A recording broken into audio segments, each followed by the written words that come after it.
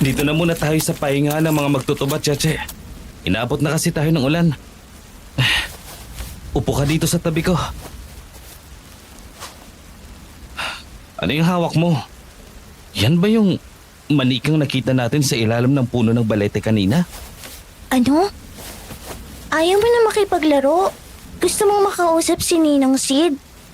Baka hindi siya maniwala eh. Pero sige, sabi mo eh. Ninang Sid, gusto ko daw kausapin ni Alicia. Hawakan mo daw siya. Tama to. Matapos akong di pansinin, pahawakan yung manika. Ay, itong manika ba si Alicia? Hello Alicia, friend ka ba ng aming si Cheche? Nice to meet you.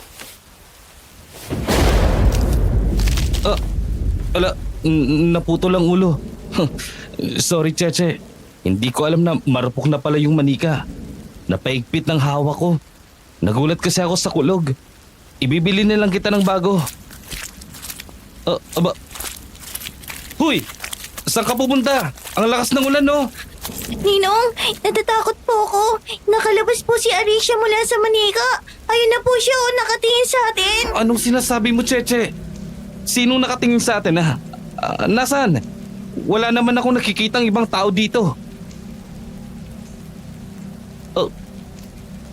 Teka, tao ba yung nasa may batis? Lintik na. Ang dilim naman kasi dito. Hindi ako makakita ng maayos. Kung bakit kasi hindi ko pa dinala yung flashlight na pinahiram ni Lola.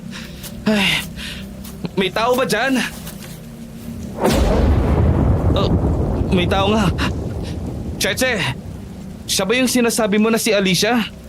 Yung babae na nakatayo sa may batis? Rico!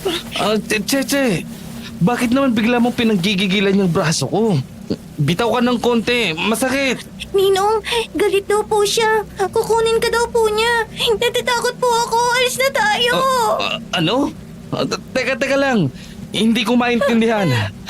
Tahan na, okay? Tahan na. Huwag kang matakot. Tao lang yung nakikita mo, oh. Baka tulad natin. Sisilong lang din siya dyan dahil malakas ang ulan. Ikinagagalak kong makarap ka, Isidro. Dahil sa iyo, nabuhay akong muli. Pinagsasabi nito. Ng putya naman, oh. May kuliling yata tong babaeng to, eh. Sino ka nga ulit? Magkakilala ba tayo? Kay tagal kong naghintay. At ngayon, matutupad na ang mga binitiwan kong salita. Kina Rhea at Hilario. Nandito na ako!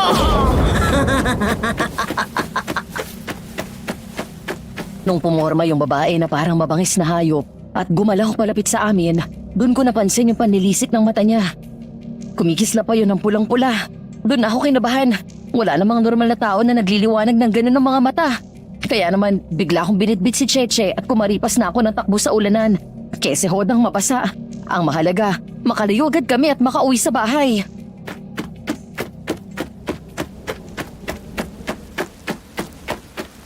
Lola Sally, pabukas po ng pinto. Sisid po ito. Sandali! Ay, sakit ang tuhod ko. Naku po. Anong nangyari sa inyo at sumugod kayo sa gitna ng malakas na ulan? Baka magkasakit ang bata. Kundaga naman kasi kayo. Alam nyo nang may paparating na sama ng panahon. Tagala pa kayong magninong. Hindi ko ho inasahan na bigla ang buhos ng ulan, Lola. Maayos pa po ang panahon kanina. Hindi yun dahilan para magpabasa kayo sa ulan. Ay, teka nga, kukuha ko ng tuwalyang magagamit ninyo. Ako na lang po, Lola. Maupo na po kayo. Abay, tumutulo ng tubig sa sahig. Ayan at basang-basa ka. Lalampasuin ko na lang po. Alangan naman na kayo pang pakuhanin ko.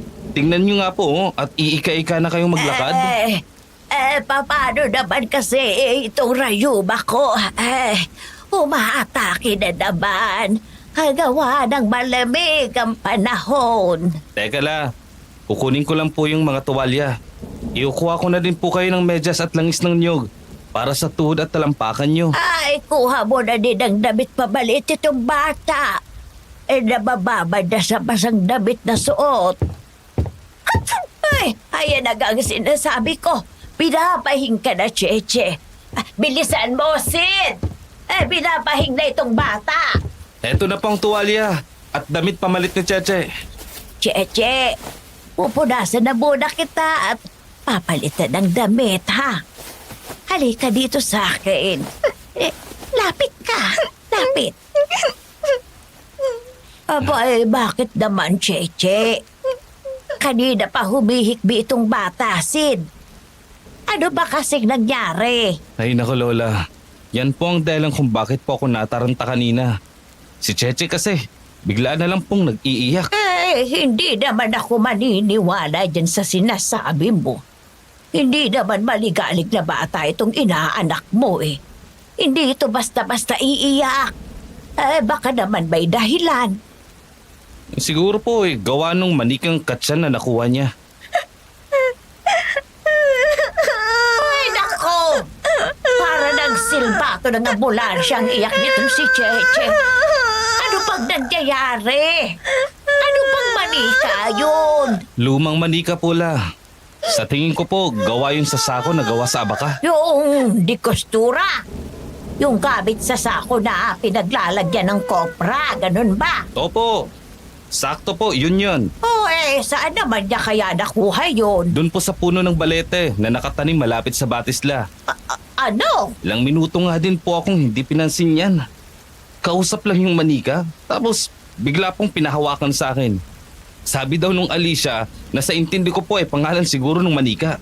Alicia, hindi maaari. Bakit ngayon pa? Kung kailan may paparating na unos. Ay, Panginoon ko. Nasaan ang manikang yon? Yun na nga po la. Nung hawak ko na yung manika, biglang kumulog ng malakas. Napahigpit ang hawak ko. Marupok na palang sobra yung manika. Natanggal po yung ulo. Doon na nag-umpisang umiyak yang si Cheche.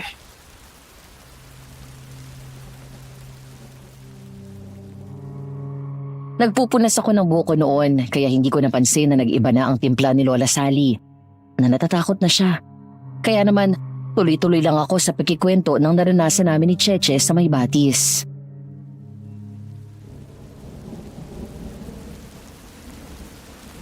At saka po, nakakita pa po kami ng babae doon sa may batis. Nang ganitong oras at lagay ng panahon, paano mo naman nasabing babae? Madilim na doon sa may batis kapag ganitong oras. Nung una ho, akala ko nagkakakitaan lang ako. Namamalik mata. Pero nung kumidlat po, saglit na nagliwanag ang paligid. Makikita ko talaga parang may tao doon ha. Isang babae na magulo ang buhok. Naku po, nagbalik na kaya talaga May siya. sinasabi po ba kayo, la? Kako nakilala mo ba kung sino yung babae? Bah, malay ko po. Nagtataka nga po ako. Kasi sinabi niya na nagagalak daw siyang makita ko. At talagang binanggit pa ang pangalan ko. Hindi ko naman siya kilala. Nakakakilabot din po ang boses eh. Parang galing sa hukay. Katakot. Cheche, ano bang pinagkakaganyan mo? Sabihin mo kay Lola. Akong bahala. Sige na. Lola, Oh. natatakot po ako. Si Alicia po, sabi niya kukunin daw po niya si Ninong Sid. Nalintik ka na.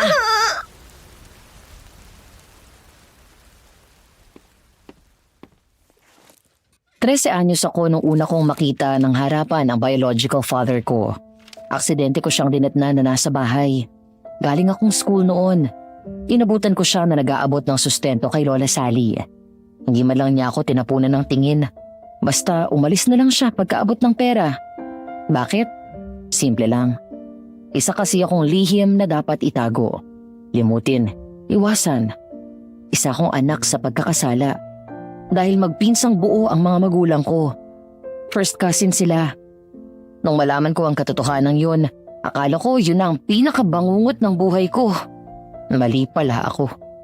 Dahil pagtuntong ko ng 27, isang nakakakilabot na lihim sa likod ng pagkatao ko ang nalaman ko. Dear Aswang Diaries and Madam Venus, pagbati po mula sa Naga City. Ganon din sa mga masugid ninyong taga-subaybay.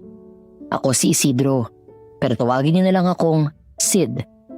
Kayaan niyong simulan ko ang kwento ko sa petsang October 27, 1995. Mag-uundas noon at nagdesisyon akong umuwi ng Naga para tumulong kay Lola Sally sa pagtitinda ng bulaklak.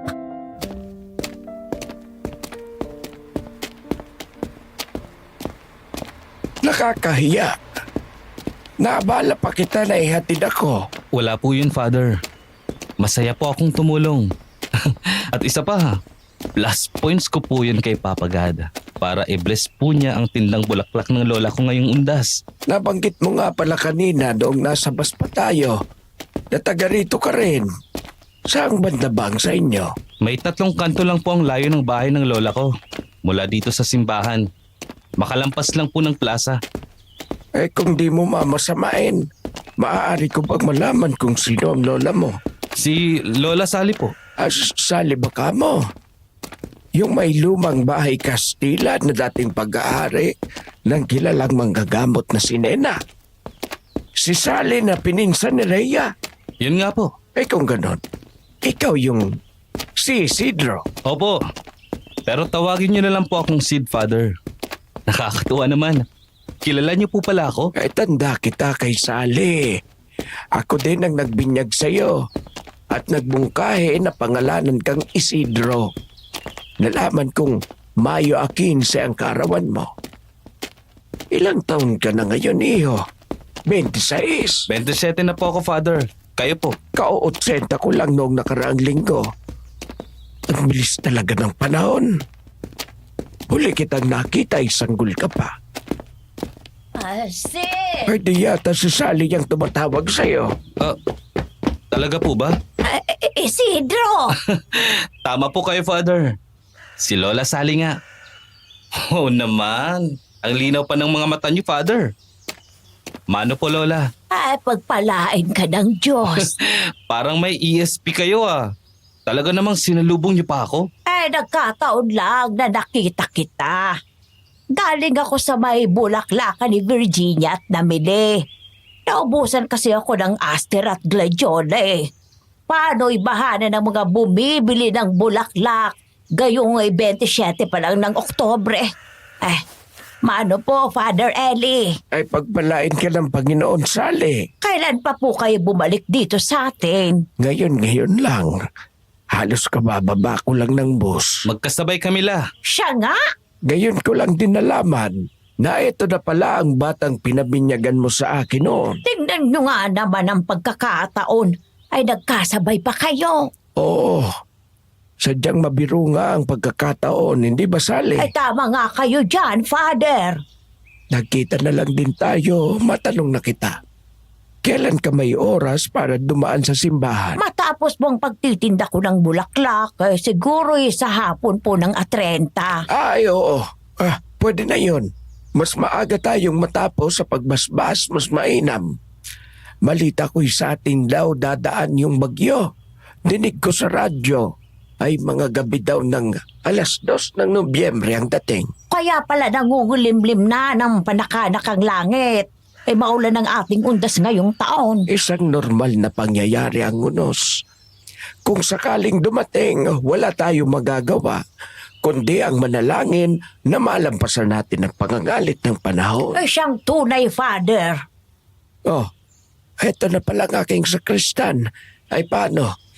Mauna na ako sa inyo maglola. Sid, salamat sa tulong mo sa akin. Walang anuman po, Father. Sally, magkita na lamang tayo sa 30 ng hapon. Sige po, Father. Pagkatapos ko po sa pagtitinda, dadaanan ko na po kayo sa simbahan para sabay na tayo. O siya, tayo na. Gusto mo bang mag-tricycle? Di nila. Ang tagal ko na pong nakaupo sa bus. At isa pa, magaan naman po itong bag ko. Yakang-yakan ng maglakad. Sige, sabi mo eh. Ano yung lakad yun ni Father sa Atrenta? Pabasbas lang ating bahay. Atong balete sa may batis. Anong meron la? Parang ngayon ko lang narinig yung tungkol sa balete. Ay dati kasi, makatapos ng undas ay ginagawa yun ni Father Eli. Bandang 7 o kaya ay 10 ng Nobyembre. Kaya naman hindi mo yun alam.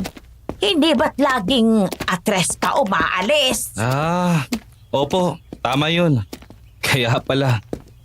Pero bakit pati po yung balete sa may batis kailangang basbasan? Bili yun ni Lola Rhea. Huwag daw pababayaang hindi mabasbasan lalo sasapit ang undas. Pero bakit daw po? Just kang bata ka. Abay, dinaig mo pa si Cheche sa kakulitan eh. Kamusta na nga po pala yung pagka-cute na inaanak ko na yun? Ayun, ubod na ng kulit eh, parang ikaw. Si Lola talaga. Hindi naman po ako makulit. Hindi nga.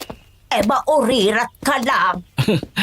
Nabanggit nyo na lang din po si Cheche. Paig na ba si Ate Tanya na ampunin ko yung bata? Ampunin ka dyan. Magtigil ka nga. Ang tama mong gawin ay mag-asawa ka at bumuo ka ng sarili mong pamilya. Malapit ka nang mag-30, Isidro. Nakitaan mo naman ako ng apo bago ako mamatay. Lola, mahaba pa po ang buhay nyo. Matagal pa tayo magsasama. At yung tungkol sa pag-aasawa naman, matagal ko nang sinukuan yan. Alam naman po nating dalawang sitwasyon ko. Oo, alam ko naman ang sitwasyon mo. Higit sa kahit kanino. Kaya nga gusto ko, bago man lang ako mamatay ay may katuwang ka na sa buhay. Hindi na ako bumabata. Nalilimutan mo yata nga ako ay 70 na.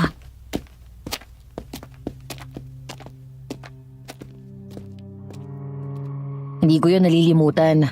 At sa totoo lang, ilang beses na akong sumubok magmahal, Madam Venus. Pero sa tuwing malalaman ng babae ang background ko, bigla akong iniiwan. Siguro nakakaliman na rin akong girlfriend. Panay ganun ang kinahihinatnan ng relasyon namin. Sabihin na lang natin na kumota na ako sa sama ng loob at panghihinayang. Kaya naman, dinaan ko na lang sa biro si Lola.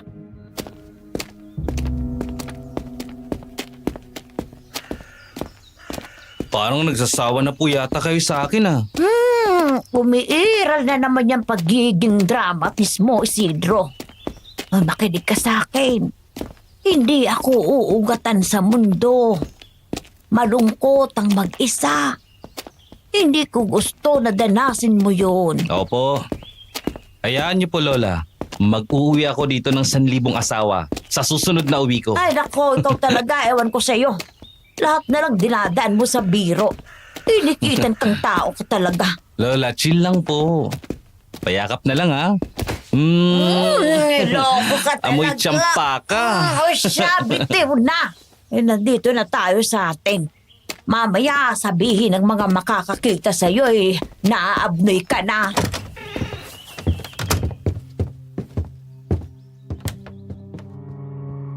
Pagdating namin sa bahay, napasabak na agad ako sa paglalagay ng water lily sa paso at pagtutuhog ng bulaklak. Siguro dahil may parating na bagyo noon, grabe ang dagsa ng tao. Kaya naman 29 pa lang ng tanghali, ubos na ang lahat ng tinda namin. Nang sumunod na araw at 30, panaka-naka na ang bugso ng ulan. Nasa sala ako ng umagang yun. Nakita kong paika-ikang bumaba ng hagdan si Lola.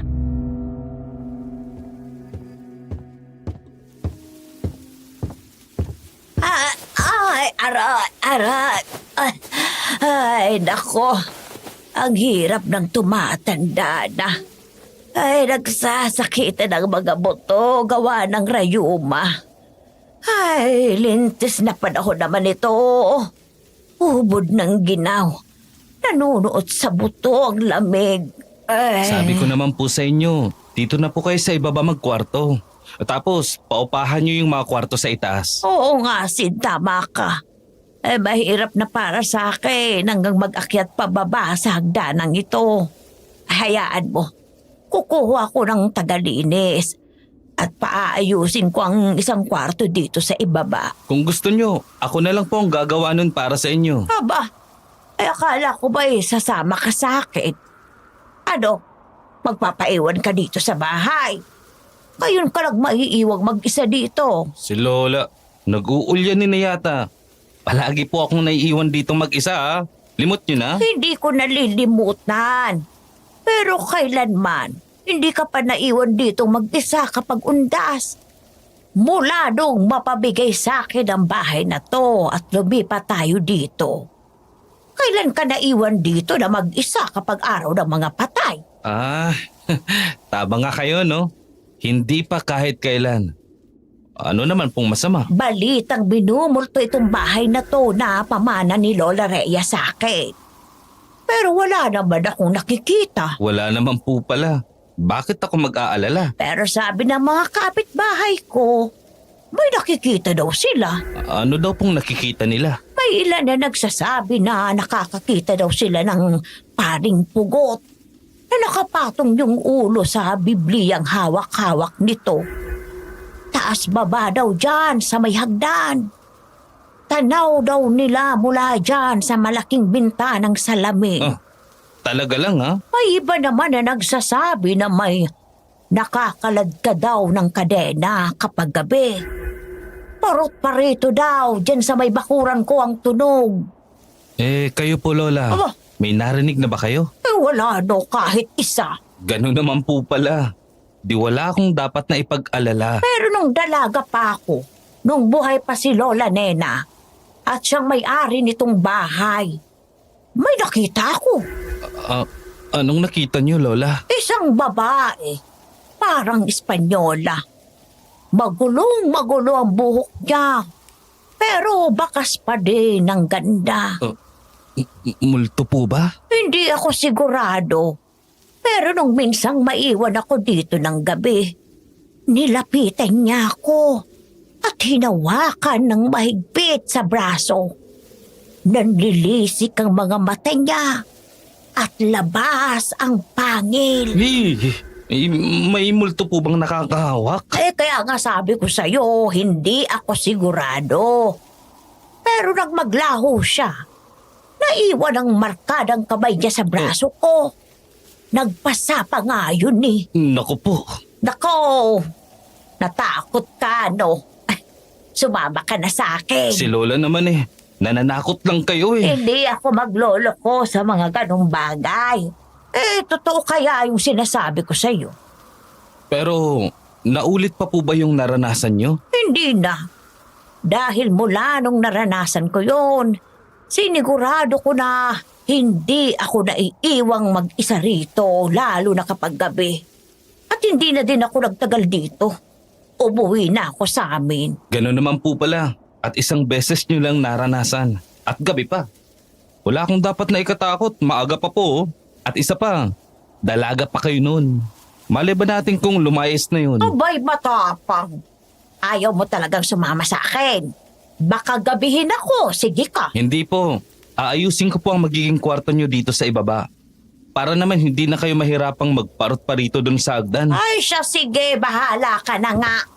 Aalis na ako. Ingat po kayo!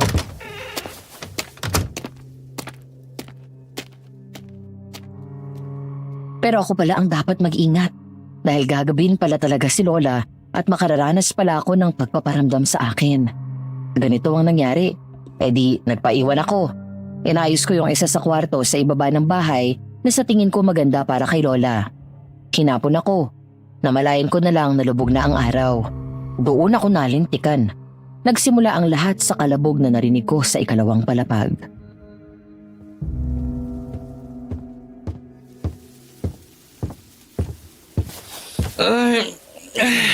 Pagod na ako. Teka, makaupo nga muna. Ginabi na pala ako sa pag-aayos.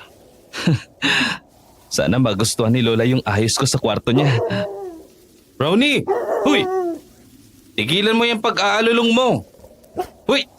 Hey, ikaw na aso ka. Sinabi na ni Lola Sally na papasasiyin ka na niya kapag narinig ka pa niyang umalulong. Anong ingay ba yun? Tingnan mo. Biglang tigil yung ingay. Ito ang hirap sa mga lumang bahay. Lalo na't bahay Kastila. Bigla-bigla na lang may kumakalabog. Teka, Parang galing sa second floor nitong bahay. May naiwan ba akong bukas na bintana doon? Nako po, baka may nakapasok ng pusa. O kaya ay kung anong hayop. Makaakyat nga. Dito sa kwarto ni Lola galing ang ingay eh. Oh, may nakapasok na tao. Hoy! Umalis ka dyan! Talaga nagsarap pa ng pinto ang ugag ha. Hindi ka makakataka sa akin! Ay, aray! Ano, bukas ang pinto. Walang tao dito ha. Sarado din ang mga bintana. Anong amoy yun? Ang bantot naman.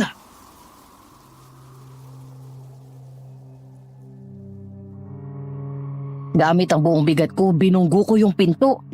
Wrong move dahil hindi naman pala nakasara talaga yung pinto. Padapa akong bumagsak sa lapag ng kwarto. Walang tao doon, pero sinalubong ako ng nakakasulasok na amoy. Sinuyod ko ng tingin yung kwarto nang may maramdaman akong malamig na hininga sa batok at tenga ko. Kinilabutan ako sa takot. Kaya nanakbo ako palabas sa sala at sinindihan ko ang mga ilaw.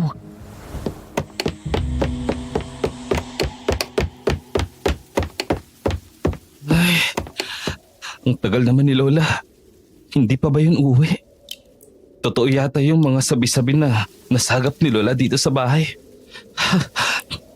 May multo nga yata dito. Gonggong ka naman kasi Isidro eh. Isinasama ka na, pamacho ka pa. Ano ba yung kanina pa na parang pumapatak? Di yata dito pa sa tapat ko nang gagaling. Arik! Anak nang... Tinamaan na ako sa mata. Ay, Bakit malansa? Ano to? Tugo!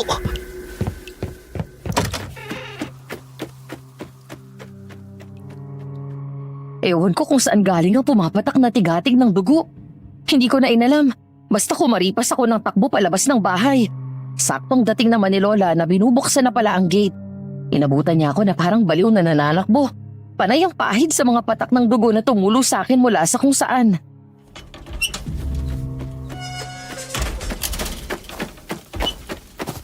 Sid! Ano bang nangyari sa'yo? Bakit duguan ka? Hindi ko po alam eh. Basta na lang po narinig ko na parang may tigatik akong naririnig. Sinubukan ko pong tumingala. Tinamaan yung mata ko. Nung pahiran ko, naamoy ko na malansa. Pagmulat ko, nakita ko na dugo pala. Ay, nako. Baka galing sa taas ng bahay. Teka. Ipapasilip natin. Hetong bimpo, oh.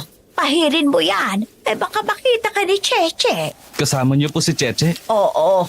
Nakasalubong ko kasi yung mag-ina. Nung malaman ni Cheche na nandito ka, sumaman ang bata. Buti na lang pala at iniwan ko na muna dun sa sasakyan kasama ni na Toti at Anthony. Buti naman at sumunod ka, Toti. Sabihan mo si Anthony, libangin muna si Cheche at huwag mo nang ipasok dito. Pagkatapos, bumalik ka kaagad. Pakisilip mo nga ang second floor ng bahay. May dugo pa ba ako sa mukha, Lola? Wala na. Malinis na. Sasamahan ko na po si Toti sa itaas. Abay, ako ba'y niloloko mo? Kanina lang, dinatnan kita na takot ka. Nauutal-utal ka pa. Tapos heto ka, tagsasabi na sasamahan mo si Toti. Dalawa na kami, Lola eh. Iba po ang may kasama. Nakakadagdag ng lakas ng loob. At isa pa, kawawa naman po si Toti kung pag-iisahin natin. Mamaya kung ano pang nandun eh. Oo, bahala ka na nga. Magdala kayo ng sandata ni Toti. Magtig-isa kayo ng itak bago kayo umakyat. Mabuti na yung may pangtanggol kayo kung ano man ang abutan nyo doon.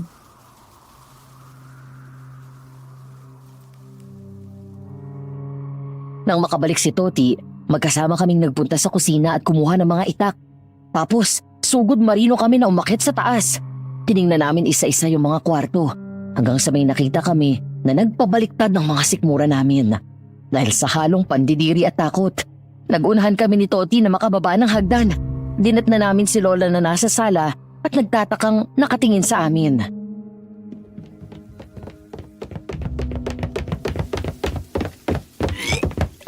nangyari, Sid? Eh bakit kayo nagkaganyan? Lola, si Brownie po. Nakita namin Eh nakita niyo ano? para pong kinatay. Naku po! Laslas po yung buong katawan. Winakwak po si Brownie mula leeg hanggang sa puwet. Para pong kinatay na baboy. Tapos po, nakakalat po yung mga minudensya sa buong kwarto. Kawawa naman ang aking si Brownie.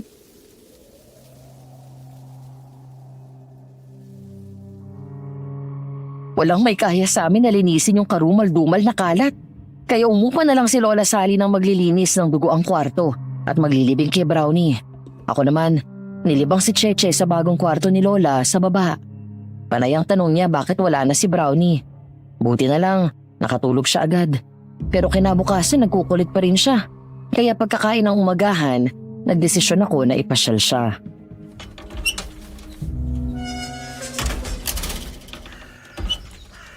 Oh, mag-iingat kayong magninong ha. Ang bilin ko sa'yo, Sid. Dadaan muna kayo kay Father Eddie sa simbahan. Ihatid mo ya ang ipinabibigay ko na mompo. Tsaka kayo mamasyal. Opo. Payong, nagdala ka ba? Uno na ngayon. Bukas daw ng gabi ang dating ng bagyo. Baka mamaya lang mag-uulan na. Eto po. Nagdala po ako ng folding. Yung flashlight ko, dinala mo ba? Baka abutin kayo ng dilim sa daan. Diyan lang naman po kami, Lola. Hindi po kami magpapagabi. At kung sakaling gabihin, siguradong maliwanag. Undas eh. Yang kagaganyan mo, Sid, ha? Kapag inabutan kayo ni Cheche ng dilim at ng malakas na ulan, tutok-tokan talaga kita. Hindi yan, La. Kita nyo naman po, biglang sikat ng araw. Makakatuyo pa kayo ng labada. Nalusaw na siguro yung bagyo. Ako! Diyan ka mali. Kapag ganyan ang panahon, tapos may paparating na bagyo, ang ibig sabihin niyan, nag-iipon ng lakas yung bagyo. Kawawa tayo na dadaanan ng mata. Hindi nga, La. Sa ibang parte daw ng lugar natin, inuulan na ng walang tigil mula kagabi pa. Hindi malayang maging dito sa atin ay mag-uulan na din. Umayo na nga kayo para makabalik agad kayo. Sige po, La. Kita tayo mamaya. Tayo na, Cheche. Ipapasyal kita. At kapag may nakita ka mga gusto mo, ituro mo lang ng ituro. Bibilhin ko.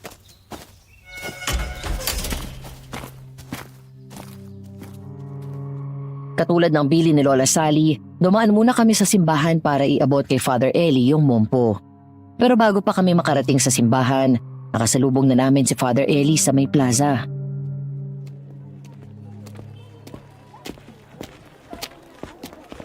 Magandang umaga po, Father Eli. Cheche, mag-bless ka kay Father. Bless you, Iha. Magandang umaga din sa inyo, Sid. Saan ang punta ninyo? Mamamasyal lang po, Father. Pero buti na lang nakita namin kayo. Ano yun, Cheche? May titignan ka? Sige. Pero diyan ka lang sa malapit, ha. Huwag kang lalayo. Sorry po, naputol tayo, Father. Yun na nga po. Kayo ang sadya namin sa simbahan. Anong may tutulong ko sa inyo, Iho? Ipinabibigay po ni Lola Sally tong mompo sa inyo. Huwag daw kaming gagala na magninong ni Cheche nang hindi namin naiabot yan sa inyo. Nag-abala pa si Sally. Ay pakisabi sa laban. Makakarating po, Father. Siya nga pala, Sid. Totoo ba yung narinig ko mula kay Mang Edong? Yung tungkol sa sinapit ng aso ninyo? Opo, Father. Totoo po. Nalaman ba ninyo kung sino o ano ang may gawa?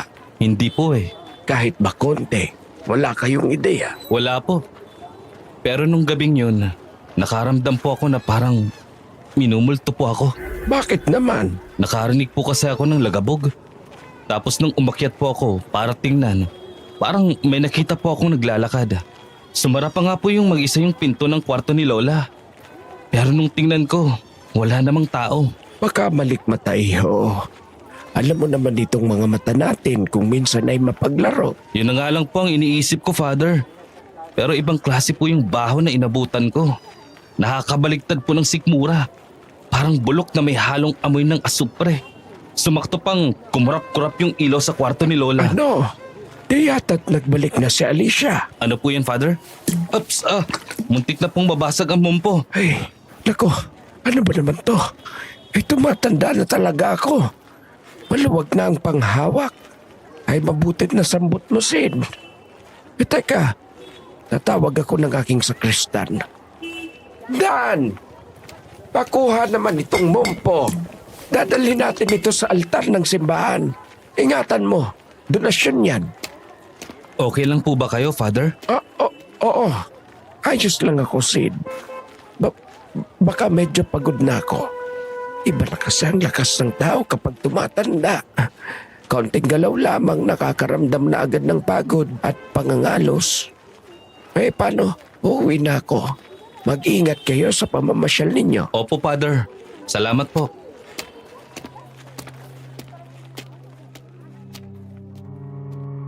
Nang makalayo na si Father Eli, nilapitan ko na si Cheche na abala sa pagtitingin ng kung anik-anik na dala ng vendor na nakabike. Binili ko yung mga gusto niya, tapos gumala na kami. Huli naming destinasyon yung sa May Batis.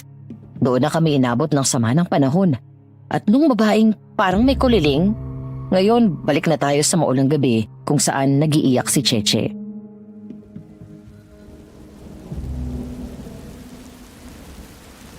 Ay, dalinti ka na. Bakit kayong may unos pa? Lola Sally, ano pong problema? Sid, binabala ko sana na kapag nag-30 ka, ipapaalam ko sa iyo ang lahat-lahat sa pagkatao mo. Pero sadyang mapaglaro ang tadhana. Hindi siya aayon sa plano. Nasabi niyo naman na po ang lahat sa akin, Lola. Hindi, Sid. Hindi ang lahat. Mag-usap tayo mamaya. Iaayos ko lang si Cheche at patatahanin.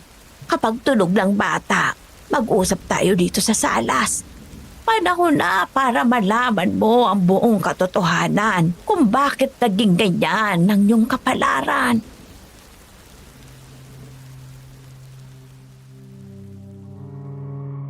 Anak ng toko di yata't magiging teledrama pa ang buhay ko. Yun yung agad na sumagi sa isip ko nung bitawan ni Lola Sally ang mga salitang yun. Nakaramdam din ako ng kaba. Parang gusto kong mag-alsa balutan at umuwi na sa Maynila. Pero hindi ko yun ginawa. Nang makatulog si Cheche, bumalik kami sa sala ni Lola Sally. Naupo kami sa magkatapat na sofa at nagsimula siyang magkwento.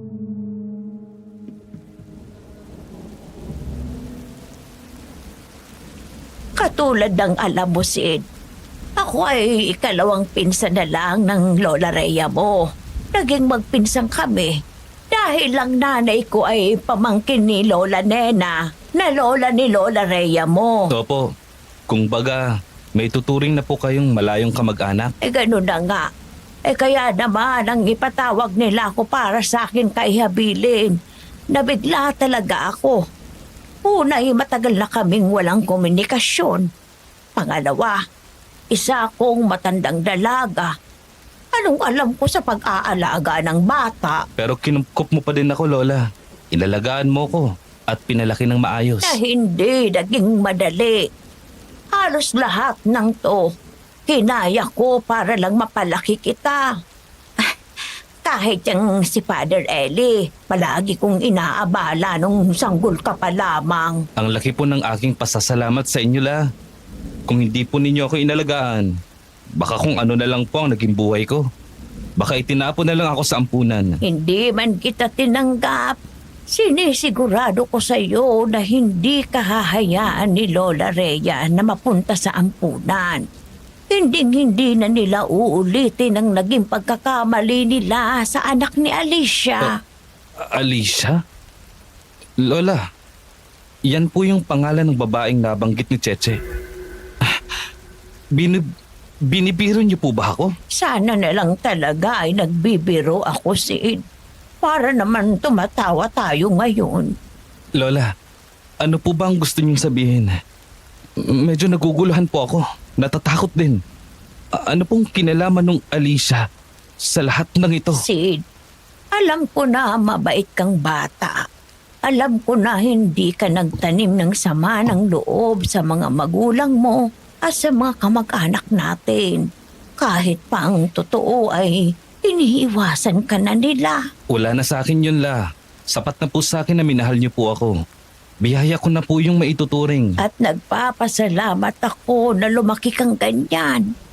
Pero ngayong gabi, gusto kong malaman mo ang tunay na dahilan kung bakit ganito ang sitwasyon natin. Kung bakit tila ba isinumpa ang relasyon ng ating mga angkan. Hindi po ba dahil tinalikuran ng Hilario si Lola Rhea matapos maanakan? Yun ang istorya na ginawa nila para tuluyang maputol ang relasyon ng pamilya ni Hilario at ni na Lola Rhea. Kailangan nila yon para makontra ang sumpa ni Alicia. Lola, sino po ba talaga yung Alicia na yan? At anong sumpa po? Si Alicia ay ang lola ng ina mo. Kaibigan siyang matalik ni Lola Rhea.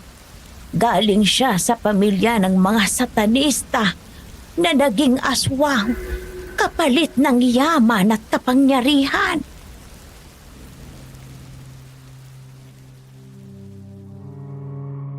Dinala ako ng kwento ni Lola Sally sa taong 1945. Matalik na magkaibigan noon sina Rhea at Hilario. Si Rhea ay balita noon na apo ng mangkukulam, kaya lumaki siyang mahiyain, iwas sa tao at walang kaibigan. Tanging si Hilario ang matyagang nakipagkaibigan sa kanya. Kaya naman itong si Rhea, lihim na na-inlove kay Hilario na bukod sa gwapo na at anak mayaman pa, ubod pa ng bait.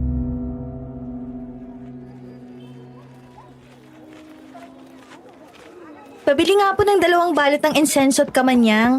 Samahan niyo na rin po ng 10 kalanghuga. Huli ka! Anak ka naman ng tipaklong, Hilario. Bakit ka nanggugulat? Muntik nang lumabas sa lalawagan ng puso ko. Paano hindi kita gugulatin? Ayan at nakatungo ka na naman. Hindi ba't sinabi ko na sa'yo na tigil-tigilan mo yung pagbibilang ng bato sa daan? Ang ganda mo kaya. Huwag mong sayangin ang ganda mo sa katutungo. Ikaw lang naman ang nagsasabi niyan eh. Oo, ako lang. Dahil ako lang ang nakakakita sa mukha mo. Subukan mo kasing tumayo ng diretsyo para makita yung mukha mo. Tingnan mo, mamamalayan mo na lang. Nangagpila ng mga manliligaw mo. Puro ka kalokohan. Sinong maniligaw sa apo ng mangkukulam? Rhea, sabi mo naman hindi talaga mangkukulam si Lola Nena, di ba? Naniniwala ka ba na hindi mangkukulam si Lola? Hindi pa naman ako nagiging palaka. O kaya ikaw na yun, hindi ba? Ewan ko sa'yo. Ilang beses ko nang ipinaliwanag sa'yo ang tungkol kay Lola Nena. Nagtitengang kawali ka pa din. Hindi naman sa ganun. Sinisikap ko naman na huwag matakot sa lola mo eh. Yun! Di takot ka pa din kay Lola Nena. Inalok ka ba ni Lola? Wala naman siyang ginawa sa akin. Pero kasi, alam mo naman yun, Rhea, di ba? Lumaki tayo na tinatawag talaga ng mga tao na mangkukulam ang lola mo. Syempre, medyo may takot pa din ako sa kanya. Aha! Takot ka pala sa akin! Gagawin kitang tipaklong! Opo! Rhea, alis ako! Lola naman eh! Ang gonggong at nanakbo palayo. Kukunat ka na, Rhea, bago ka pa mailakad ng lalaking yun sa dambada. Takot na takot sa akin. Kawawa naman. Alam niyo na pong takot yung tao, lalo niyo pang tinakot. Ay, nakakatuwa kasi siyang takutin. Ay, siya nga pala. Yun bang insenso at kamanyang ay nabili mo na? Opo, bumili na din po ako ng mga kalanghuga. Ay, buti naman. Tayo na, samahan mo ako sa likod ng palengke. Bibili ako kay Katonya ng ikmo at muskada. Akala ko po ba'y nanggaling na kayo kay Aling Impyang? Bakit pa po tayo dadaan kay Aling Tonya? Apog lang ang nabili ko kay Impyang. Ang papangit ng bunga ng tinda niya. Wala ding ikmo. Pulos litlit ang dahon niya. Ay talagang si Tonya lang ang palaging may ikmo. Sana may magandang bunga din siya ngayon. Naku Lola, sana nga po. Kung di iinit na naman ang ulo nyo, ayaw nyo pa naman na pangit ang nganga nyo. Ay hindi ito dahil sa simpleng pagnganganga lang, Rhea. May balaga akong pupulsuhan. Alam mong hindi ako nakakapulso ng ayos kapag palpak ang nganga ko.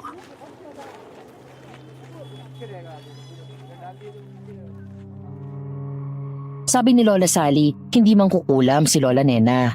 isa siyang magaling na manggagamot na low-key lang. Yung tipong hindi nag-a-advertise.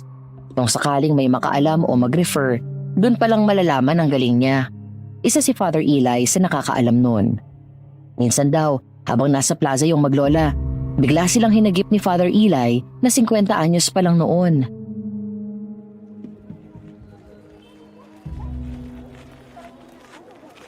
Ay, eto na naman si Eliseo. Ano na naman kayang kailangan?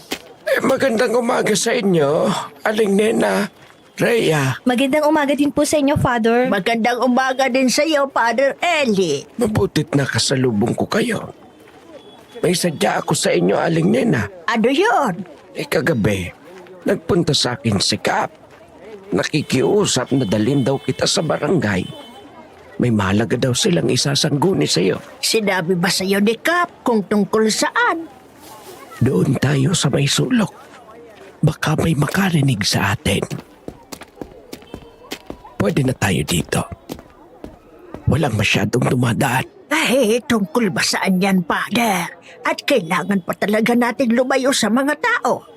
Noong nakakaraang 3 araw, may natagpo ang bangkay sa may bakuran ni Katasyo. Akala siguro nung nag-iwan ay abandonado yung lugar. Nakilala na ba kung sino yung bangkay? Hindi. Sabi ni Kap mukhang dayo.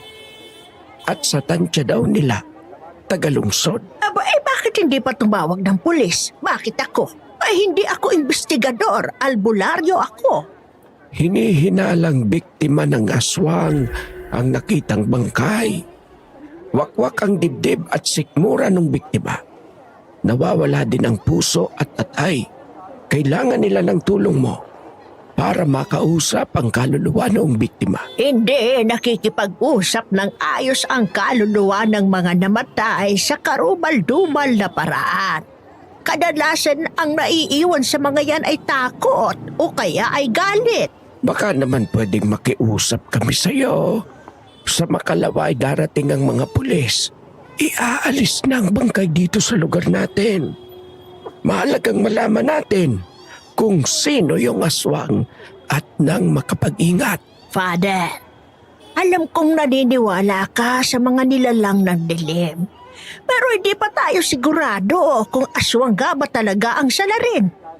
Panatilihin niyo po sana ang bukas na isipan sa mga ganitong pagkakataon. Bukas ang isipan ko, Aling Nena. Ibinabahagi ko lamang kung ano ang sinabi ni Kap. Kung ganon, iparating niyo din po kay Kap ang mga sinabi ko, Father. At pakisabi na din po na bigyan ako ng isang buong araw na makapag-isip kung pagbibigyan ko kayo sa pabor na hinihingi niyo. Sige, Aling Nena. Ipaparating ko sa kanila. Mauna na akong umalis sa inyo. Dadaan ako sa barangay. Lola Nena, ayos lang po ba na ginanon niyo si Father? Hindi. Pakiramdam ko ay kay bastos ko.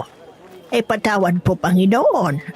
Pero Rhea, ang ginawa ni Kap na padaanin kay Father Eli ang kailangan niya sa akin ay mali. Ba't hindi niya ako tawagan o kaya'y harapin? Nandito lang naman ako. Baka po naiiya. Hindi hiya ang nakikita ko kung hindi panlalansi. Akala niya yata porkit taong simbahan ako ay basta na lang ako papayag kung padaanin niya kay Father Eli ang pakay niya sa akin. Ayaw niyo po bang tumulong, Lola? Gusto ko. Pero Apo, bago ang pagiging manggagamot ko o ang pagiging albularyo ko, Lola ako. Ikaw ang prioridad ko. Hindi kita gustong mapahamak. Ikaw ang medyo. Ikaw ang makakakita ng ipapakita ng kaluluwang kakausapin natin. Kakayanin mo ba? Kaya ko naman, Lola. Basta po magkasama tayo, kaya ko. Ayoko nang maulit na 3 araw kang walang malay dahil sa ayaw kang pakawalan ng nakausap mong kaluluwa. Binigyan mo na ako ng pangontra sa ganun, Lola. Gawin na natin to. May tiwala po ako sa inyo. Magtiwala din po kayo sa akin. Isa pa, indulhensya po sa Diyos ang tumulong sa iba.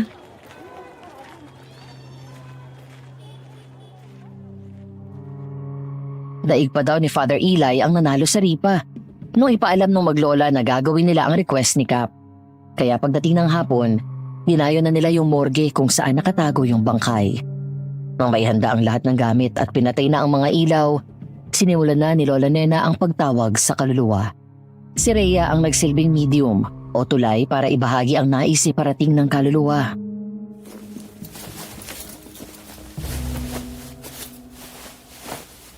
Kapag sinimulan ko ng kausapin ang kaluluwa ng bangkay, wala nang pwedeng pumasok o lumabas ng silid na ito hanggat hindi ko sinasabing tapos na. Sige, Aling Nena. Rhea po, tatanungin uli kita. Handa ka ba? Pwede ka namang umurong. Handa ako, Lola. Gagawin ko po ito. Sige Apo, magtitiwala ako sa iyo. Huwag mong kalilimutan. Sa aking boses ka lang makikinig at sa palo ko ng sangang ito. Maliwanag ba? Maliwanag po. Sige. Ipikit mo na ang iyong mata. Huwag kang magmumulat hanggat hindi ko sinasabi. Naririnig mo ba ang palo ng sanga at ang boses ko, Rhea? Opo, Lola. Mabuti naman kung gano'n. Magsisimula na ako. Tinatawagan ko ang espiritu ng bangkay na ito. Loquere nobiscum et secretum tuum revela. Lumapit ka at kausapin kami. Sundan mo ang liwanag ng kandila at ang tunog ng sanga na ito. Lola, nandito na po siya. Nakikita ko na po siya. Teka, saan ito? Iginigiya po niya ako. Nasa isang lugar ako. Parang isang daungan ng bangka. Pamilyar ba sa'yo ang lugar, Rhea? Hindi po. Tanaw kong malawak na dagat. Malambot ang puting buhangin sa aking paa. Ang daming punong niyog. Napapaligiran ng bundok ang karagatan. Ang ganda ng tanawin. Saan kaya yan? Rhea, may mga nakikita ka bang tao? Madami po. Mga turista po siguro sa lugar. May mga foreigners po. Teka, ano to? Bakit? Anong nangyayari? May ininom ako. Ang ulo ko. Nahihilo ako. Anong nangyayari? Nasaan ako? Amoy insenso. Pero bakit nakakahilo? Wala na akong maramdaman. Manila ang aking buong katawan. Nasaan na ang mga tao, Rhea? Ewan ko. Parang may bumubuhat sa akin. Mga taong nakasaklob ng itim na patulis na saklob. May baliktad na krus na kulay pula sa bandang ulo ng mga saklob nila.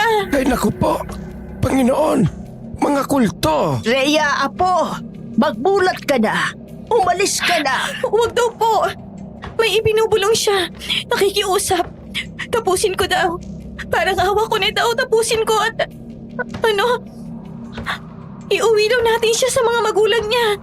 Ito daw po ang address niya. Kumuha ng papel at ballpen si Father Eli at isinulat ang address na idinikta ni Rhea. Laking gulat ng lahat ng magtitili siya.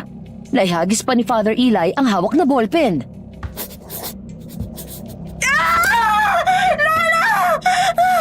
Binubuhat nila ako! Malapit sa isang revolto na may molang kabayo na may matipunong katawan at ulo ng tao! Inaalis nila ang damit ko! Wag! Anong ginagawa niyo? May babaeng walang saplot ang kumababaw sa akin! Malaswakan ang ginagawa! Umahalingin siya! Mga satanista! Punyal! Nagsilabas silang lahat ng punyal! Tinudukot nila ang puso at nanay ko! Tulong! Tulong! Nexum Interficium! Pinuputol ko na ang koneksyon. Maraming salamat sa iyong kooperasyon. Rhea, bumalik ka na sa amin. Apo, imulat mo na ang iyong mga mata ng dahan-dahan. Sumunod ka sa boses ko. Lola, pinagsamantalahan nila siya. Inalay siya sa demonyo, kinatay at kinain nila ang puso at atay niya. May nakita ka bang mga mukha, Apo? Kahit palatandaan man lang. Wala po, Lola. Nang mag-alis po sila ng mga saklob nila sa mukha, anyong mga aswang na po sila. Nabistahan mo ba ng malinaw ang mga aswang? Nababalot po ng itim na buhok o balahibo po yata yung nasa buong mukha nila. Sa tingin ko, balot ang buong katawan nila ng buhok. Nalilisik na pula ang mga mata. Matatalas ang pangil at may matataas na tenga. Aswang na satanista. Hindi pa nagkasya na nilalang na sila ng dilim at talagang sumamba pa sa demonyo ang mga hayop. Mas tama na sabihin, mga satanistang inialay ang pagiging tao nila para maging mga aswang. Mga sumasamba kay Lucifer. Base sa narinig kong pagsasalarawan ni Rhea, hindi si Lucifer, kundi si Adramelech. Siya ang tagapangalaga ng damit ni Satanas. Inaalayan din siya ng buhay na tao.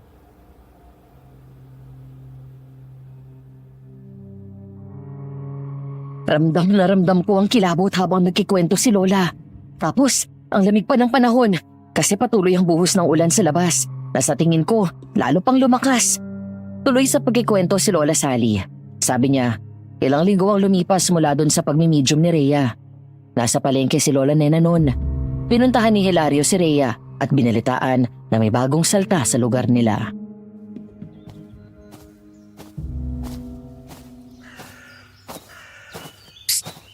Rhea!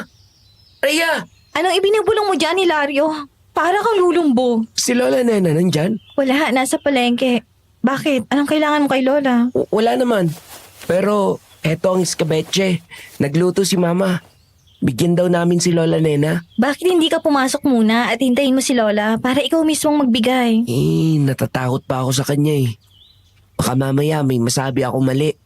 O kaya mainis ko siya. Bigyan ako bigla ng kulugo o kaya kay Ketong. Sira ulo ka talaga. Sinabi lang hindi ganun ang lola ko. Oo na, huwag ka na magalit. Nangahaba ng uso mo eh. Hayaan mo, darating din yung panahon na magiging tsukaran din kami ni Lola Nena. Ay nako, kailan kaya mangyayari Ay, yun? malay mo naman, malapit na. Kumusta ka naman? Nabalitaan ko na nag-medium ka daw ulit. Hindi ka na ba hostage nung kaluluwa? Hindi naman. Nakiusap lang siya na iuwi ang katawan niya sa mga magulang niya. Salamat sa pangumusta sa akin ha. Wala yun. Ikaw pa ba naman? Siyempre, palagi kitang kukumustahin. Nga pala, nabalitaan mo na ba yung bagong lilipat dito sa lugar natin? Yung bumili daw ng koprahan? Oo, sila.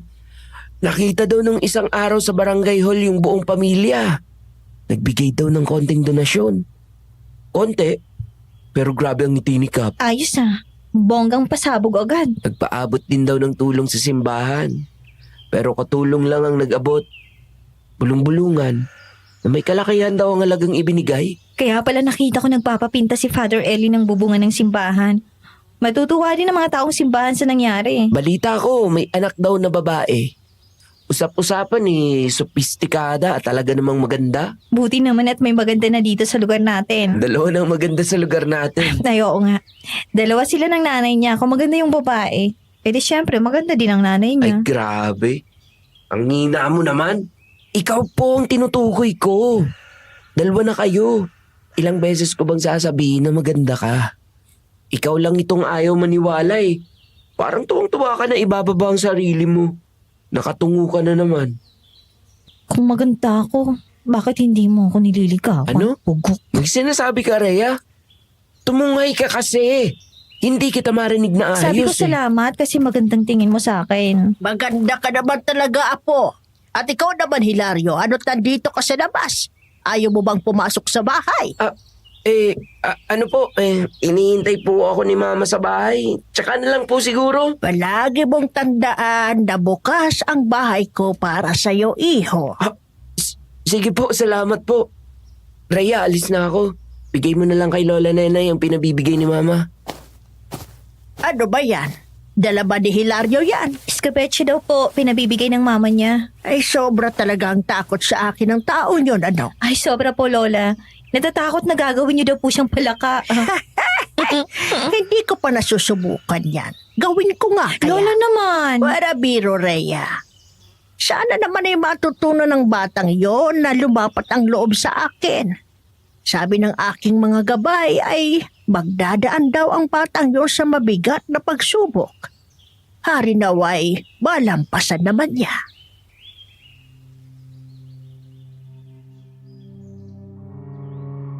Nung sumunod na araw, inutusan ni Lola Nena si Rhea na maghatid ng mga halamang gamot sa isang kliyente na nakatira sa may sementeryo. Pagdating ni Rhea sa bahay ng tao, walang kasama yung may sakit. May binibili yung kapatid sa bayan. Naawa si Rhea kaya ilang oras siyang tumigil dun sa bahay hanggang sa bumalik yung kapatid. Dahil sa pagmamabuting loob niya, gabi na siyang nakaalis.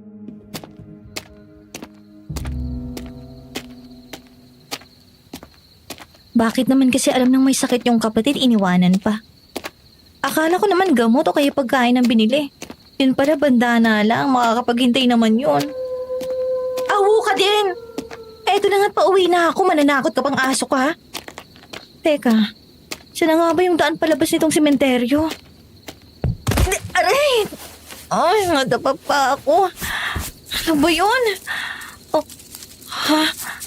Ano yun? Kamay ba yun? Kahit sobra yung kaba niya, nilapitan ni Rhea ang hinihinala niyang kamay. At tama nga siya. Akala niya nung una patay na yung tao. Pero nang ginalaw niya yung kamay gamit ang mga paa niya, isang mahinang daing ang narinig niya.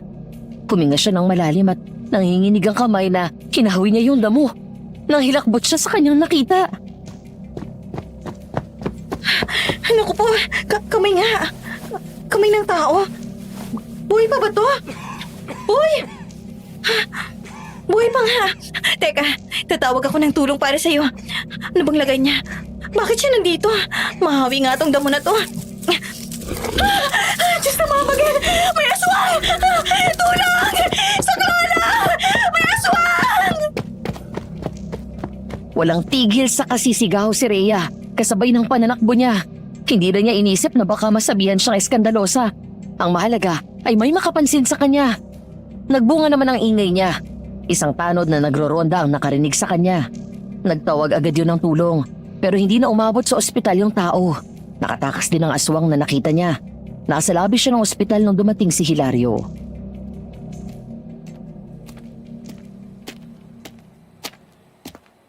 Rhea, Hilario, anong ginagawa mo dito? anong klaseng tanong naman yan?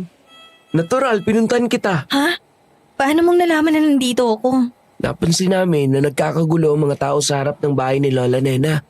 Nagtanong-tanong ako. May tanod na nagsabi sa akin na nakakita ka daw ng taong sugatan sa sementeryo. Patay na siya, Hilario. Hindi na siya nailigtas pa ng mga doktor. Oh siya, Tana. May nagsabi pa na nakakita ka daw ng aswang. Nasaktan ka ba? Natingnan ka na ba ng doktor? Hindi na kailangan. Hindi naman ako nasaktan eh. Mabuti kung ganun. Ang lola mo, susunod na lang daw. Siya din ang nagpapunta sa akin dito eh. Pero kahit naman hindi niya ako sinabihan, pupunta pa rin ako. Nag-aalala ako sa iyo eh. Excuse me. Sorry sa abala. Wala kasi ako makausap eh.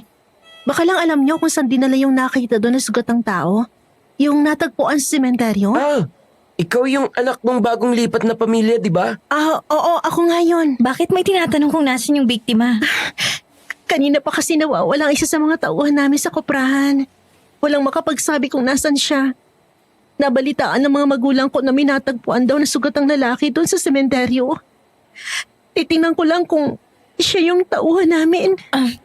Maupo ka na muna kaya. Mamaya lalabas na yung mga tanod. Makisuyo ka na lang kung pwede mong makita yung biktima. Sige, salamat. Oh, etong panyo. Medyo tumagas ng kolorete mo. Naku, salamat sinabi mo. Makalat ba? Hindi naman. Medyo kumalat lang dito sa may kanang mata mo. Teka, hayaan mong pahirin ko saglit. Ayan, ayos na. Pahirin mo na yung luha mo. Ano bang ginagawa mo? Bakit mo hinahawakan ang mukha ko? Ay, sorry. Natuwa kasi ako. Ang ganda ng kutis mo pero wala kang anumang kolorete sa mukha. Ako din, marunong magpulbos. Ha? Nung ispasol. Nakakatawa ka naman. Natawa ka talaga dun ha? Mas mabuti nga siguro yan kaysa umiyak ka, di ba? Ako nga pala si Alicia. Ikaw, miss, anong pangalan mo? Ako si Rhea. At yung magaling magpulbos ng espasol, Siya si Hilario. Kayo ba? Naku, hindi ah.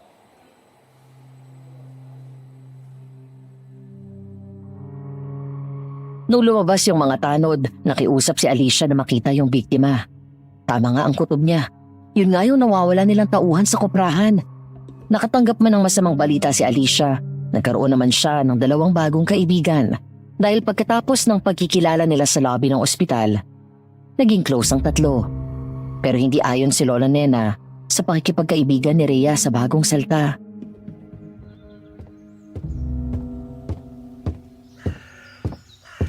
Lola, hinahanap ko po kayo sa taas. Nandito pala kayo sa salas.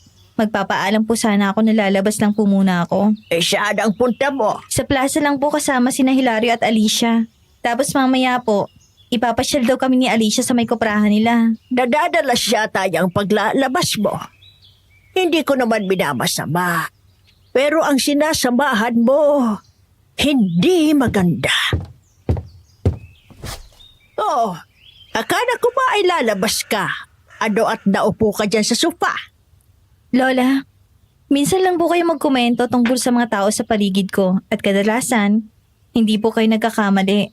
Kaya naman mahalaga po sa akin ang opinyon niyo. Saka na tayo mag-usap, Apo. Yun naman ay nasabi ko lang. Maglibang ka. Minsan ka na nga lang lumabas, pipigilan pa kita. Ay siya lakad na at makamahuli ka sa usapan nyo, nakakahiya naman. Hindi po, Lola. Mas mahalaga po sa akin ang sasabihin niyo. Ano pong problema kay Alicia? Iba ang pakiramdam ko sa pamilya nila. May kung anong nakalukob.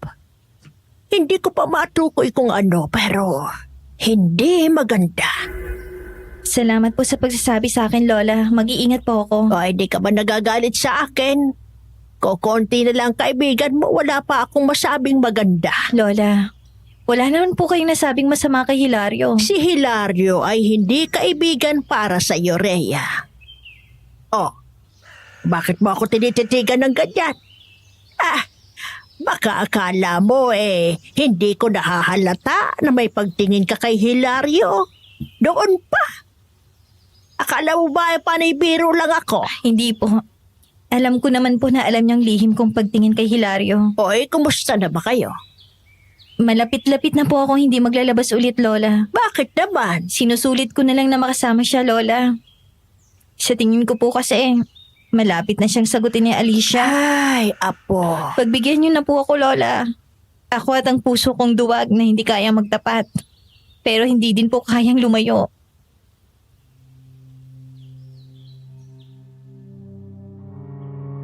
Nung araw na yon, sumipot pa din si Rhea sa tagpuan nilang 3.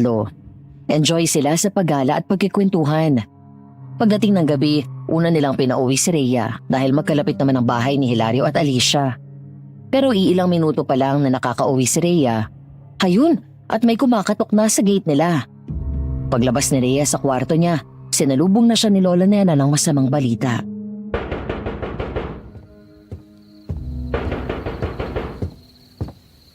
Lola, sino po yun? Gabing-gabi na po ah. Ay, madali ka, Rhea.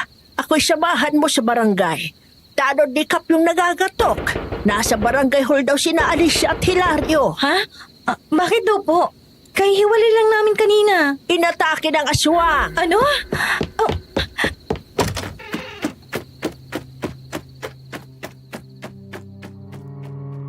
Hindi na hinintay pa ni Rhea ang iba pang sasabihin ni Lola Nena. Nakapambahay siyang nanakbo papuntang barangay hall. Hindi na niya napansin ang paghabol ng sigaw ng kanyang lola dahil nanakbo siya na wala siyang tsinelas. Pagdating niya sa barangay hall, taranta niyang hinanap ang 2 at nang namataan niya kung nasan sila, sinugod niya ang mga yun ng yakap.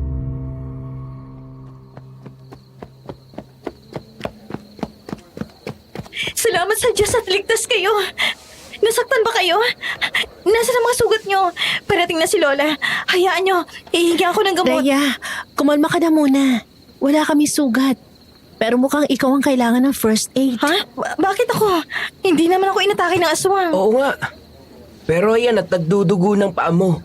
Nanakbo ka ba dito nang walang sapin sa paa? Kahit tsinelas man lang. Hindi ko napansin. Susbik ang tao ka, Rhea. Ano't ako hindi mo pinansin kahit na sinisigawan kita? Sige ka ng takbo o wala kang suot na tsinelas. O ayan, puro sugat siyang paa mo. Nagdudugo na. Ay, teka, tatawag ako nagagamot sa'yo. Maupo ka na muna. Hintayin natin bumalik ang lola mo. Ano ba kasing nangyari sa inyo? Bakit kayo inatake ng aswang? Saan pa ba kayo nagpunta? Pagkagaling namin sa inyo, sinunod ko yung payo mo. Niyaya ko si Alicia sa tabing dagat.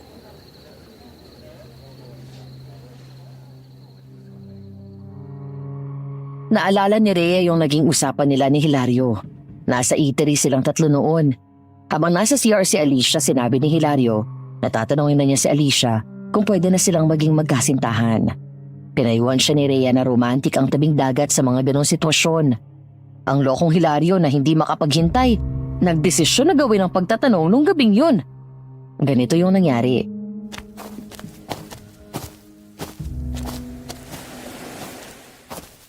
Bakit ka biglang nagyaya dito sa tabing dagat? Ayaw mo ba? Hindi naman. Ang ganda ng tanawin lalo ngayong gabi. Kabilugan ng buwan. Nagkakaroon ng kakaibang kislap ang alon ng dagat. Ang totoo niyan, tinanong ko si Rhea tungkol dito. Sabi ko sa kanya, bala ko nang hingi ng matamis mong oo. Hala, sinabi mo yan sa kanya? Hindi mo man lang siya kinapa. Paano kung nasaktan siya? Anong nasaktan? Kaibigan lang ang tingin nun sa akin. Siya nga itong nagbigay ng mungkahi na dito kita dalhin. Romantic daw ang dagat sa gabi. Ay nako Hilario, ewan ko na sa'yo. Hindi mo ba ako gusto? Gusto. Gustong gusto. Mahal na nga kita eh. Anong sinabi mo? Mahal mo ako? Nagkandautal ka na dyan. Sobrang saya ko. Parang sasabog ang dibdib ko. Ibig ba nitong sabihin? Oo Hilario, sinasagot na kita. At oo ang sagot ko. Oo daw! Sinagot niya na ako! Masaya ako na masaya ka. Pero, umalis na kaya tayo dito. Romantic nga pero ang baho eh. Oo nga, no? Ano yun? Ang baho. Parang bulok naman. Panira eh. Ano yun? Ungol ba yun? Parang doon sa may likod ng mga halaman ang gagaling. Baka asong palaboy. Umalis na tayo bago tayo makakagat. Tinan ko po! Aswang! Hilario! Tayo na, Alicia! Tumakbo na tayo!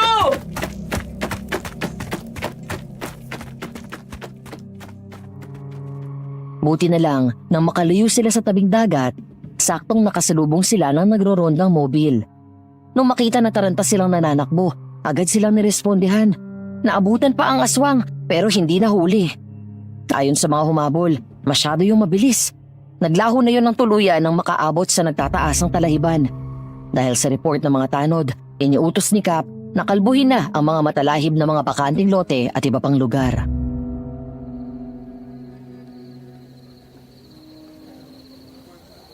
Yun ang buong pangyayari.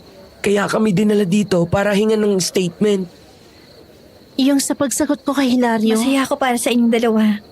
Masaya din ako na hindi kayo nasaktan. Salamat, Rhea. Ang galing talaga ng payo mo. Huwag mong paiiyakin yung si Alicia. Lagot ka sa akin. Ito naman. Anong tingin mo sa akin? Stick to one ako, no? Sabi mo eh. Kumusta na yung paa mo, Rhea? Nagabot na ba? Opo. May gumamot na po habang nagkikwento si Hilario kanina. O siya, eto ng tsinelas mo. Umuwi na tayo at makapagpahinga. Sasabay na ba kayo sa amin, Hilario, Alicia? Maiiwan pa sila. May kailangan pa daw sa kanila si Cap. Kung ganun, magkita na lang tayo. Uuna na kaming umuwi. Sige. Ingat kayo.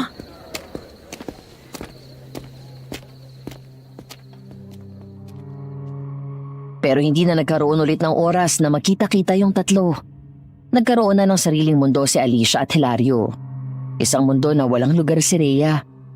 Pero isang gabi nung minsang kinailangan ni Lola Nena na sumama sa isang kliyente, naiwang mag-isa si Rhea sa bahay. Matutulog na sana siya nung marinig niya na may kumakatok sa gate nila.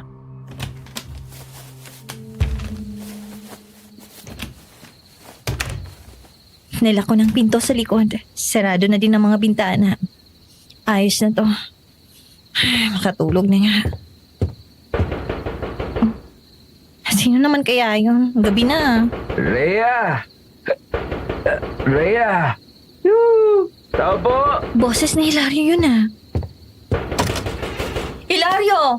Anong ginagawa mo dito? Malalim ng gabi. Rhea, kausapin mo naman ako. Hindi ko na alam ang gagawin ko. Teka lang. Huwag kang magsisigaw dyan. Pumasok ka nga. Nakakahiya sa kapitbahay. Rhea. Ano ba, Hilario? Bumitaw ka nga. Ang bigat mo eh. Amoy alak ka pa. Rhea, wala ba akong kwento ng tao? Kaiwan-iwan ba ako? Hindi kita maintindihan. Ano bang nangyari? Bakit ka naglasing? Niyaya ako magpakasal si Alicia. Tinanggihan niya ako. Ayaw niya sa akin. Ano? Teka nga. Halika. Pumasok tayo sa bahay. Para mapunasan kita at nang mahimasmasan ka. Papainom ka na din ng mainit. Oh, diyan ka muna sa sofa ha. Babalikan kita. Oh, hetong mainit na sa labat. Inumin mo muna. Rhea, ang sakit. Ang sakit. Ayaw mawala nitong nararamdaman kong sakit. Pakiramdam ko, mababaliw ako. Mahal na mahal ko siya eh. Kinausap mo ba siya ng ayos? Baka naman may mabigat siyang dahilan. Wala siyang sinabi sa akin. Basta tinalikuran lang niya ako. Sinabi niya na hindi pwede. Anong gagawin ko? Hindi ko kaya mabuhay na wala siya. Mahal na mahal ko si Alicia. Magpalipas ka na muna ha. Hayaan mo. Tutulungan ko kayo. Talaga? Tutulungan mo ko? Oo. Pero sa ngayon, magpahinga ka muna. Doon ka sa isang bakanting kwarto para sa bisita.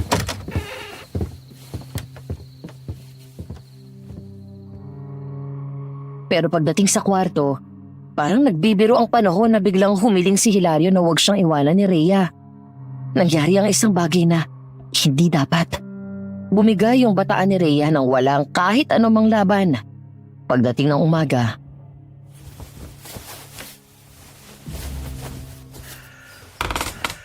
Pananagutan kita, Rhea. Dahil lang sa nangyaring to. Bakit? Natatakot kang kulamin ng lola ko? Huwag mong daanin ito sa biro. May namagitan sa atin. At una ako. Paano ka na niyan? Ako nang bahalang mamroblema sa sarili ko. Hindi mo naman ako pinilit. Kaya wala kang pananagutan sa akin. Pero... Hilario, mahal mo si Alicia, hindi ba? At alam kong mahal mo pa din siya hanggang ngayon. Pangalan niyang tinatawag mo habang may nangyayari sa atin. Paano mong maaatim na pakasalan ako dahil lang sa disgrasyang ito? Paano ka kung may mabuo? Saka ko na yun po problemahin kung mangyari. Sa ngayon, mahalagang maayos kayo ni Alicia.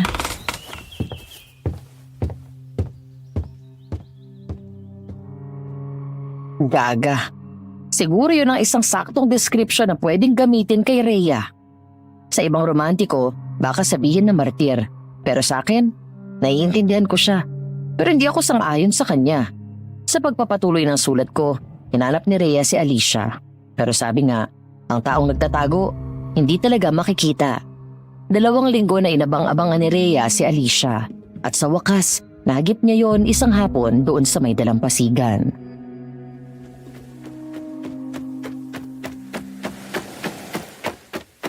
Huwag mo akong iwasan, Alicia. Mag-uusap tayo ngayon.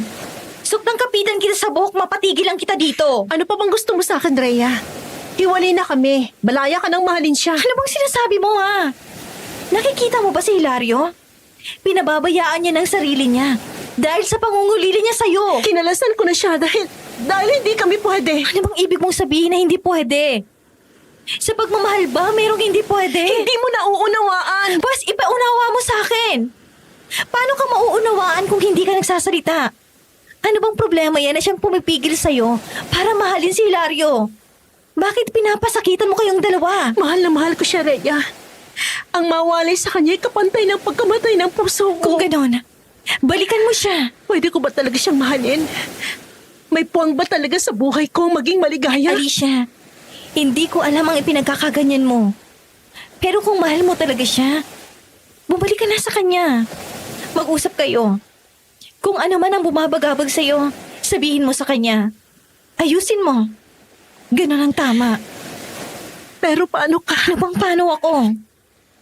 May lihim kang pagtingin sa kanya. Tuluyan ka nang mawawala ng pagkakataon na makuha siya sa oras na bumalik ako. Dahil sinasabi ko na sa iyo, hindi ko na siya pakakawalan pa. Ikaw ang mahal niya, Alicia. Sapat na sa akin na malamang maligaya siya. Alicia! At ayan na siya. Kausapin mo siya, Alicia. Maraming salamat, Rhea.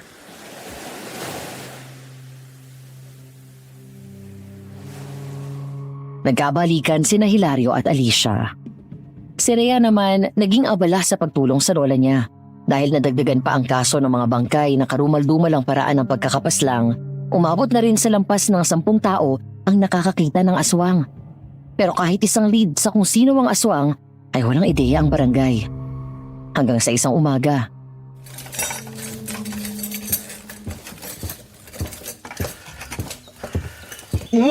Gaano na katagal yan, Rhea? Lola, may nakain lang po ako. Hindi mo ako maloloko, Rhea. Kita kong buntis ka. Sa pulso mo sa leeg at yung kakaibang sinag ng mukha mo, alam ko. Uulitin kong tanong ko, gaano na katagal? Sa bilang ko po, magpipitong linggo na. Si Hilario ang ama. Alam na ba niya? May balak ka bang ipaalam sa kanya? Wala po, Lola. Ikakasal na siya kay Alicia. Hayan at inabutan pa ako ng imbitasyon. Talaga bang magpapatalo ka na lang ng ganito? Hindi naman po ako nakikipagkumpetensya, Lola. May mali ba dyan sa tuktok mo, Rhea? Wala, Lola. Pero paano po ba ako lalaban? Gayong simulat sa pulpo. Hindi ako nakikita ni Hilario bilang babae, kundi isang kaibigan lang. Hindi mo malalaman kung hindi mo susubukan. Hindi ka nagsasalita. Paano niyang malalaman? Sinubukan ko, Lola. Kaya nga po isinuko kong pagkababae ko sa kanya. Pero lalo lang po akong nasaktan. Dahil habang nagniniig kami, ni minsan hindi niya po tinawag ang pangalan ko. Panay pangalan ni Alicia ang sinasambit niya.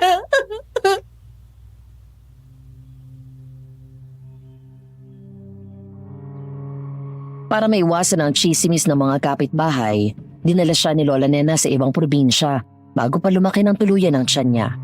Ang idinahilan nila ay isang malapit na kamag-anak ang nangangailangan ng kasama. Si Alicia at Hilario naman ay nag-abroad para sa honeymoon nila. Paglipas ng 1 taon, sakalang nagbalik si Rhea at Lola Nena.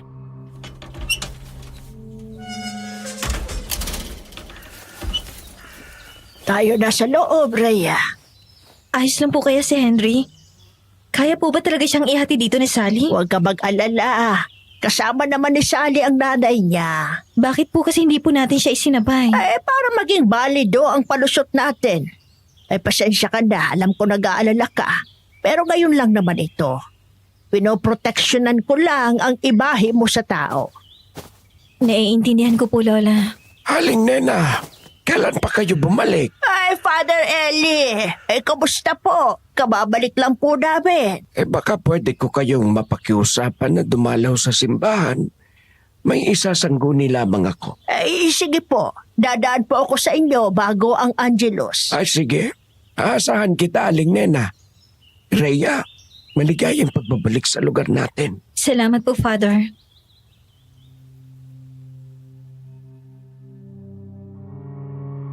Bandang hapon ay dumating na sina Sally, dala ang anak ni Rhea na si Henry. Nung malapit nang lumubog ang araw, nagpaalam si Lola Nena na dadalaw muna sa simbahan para kausapin si Father Eli. Naiwang mag-isa si Rhea at yung anak niya sa bahay. Ipinaghele ni Rhea ang sanggol na may sunod-sunod na kumatok sa gate ang narinig niya.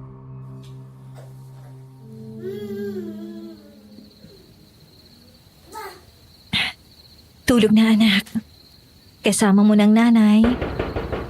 Sino kaya yon? Masilip nga. Lola Nena! Tao po! Pagbuksan niyo po ako! Lola Nena! Naku po, bakit nandito si Hilario? At bakit si Lola Nena ang hanap niya? Lola Nena! Hilario! Bakit? Anong problema, iho? Lola Nena! Salamat sa Diyos at inabot ko po kayo. Parang awan niyo na po. Tulungan niyo ako. Ang asawa ko. Ang asawa ko pong si Alicia. Diyos ko, ano't lumuhod ka na dyan? Para hindi ka na nga muna sa bahay namin. Alika, pumasok ka.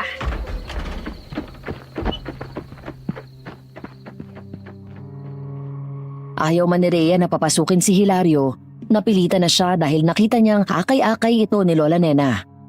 Kulay papel si Hilario nung iupo ni Lola Nena sa sofa.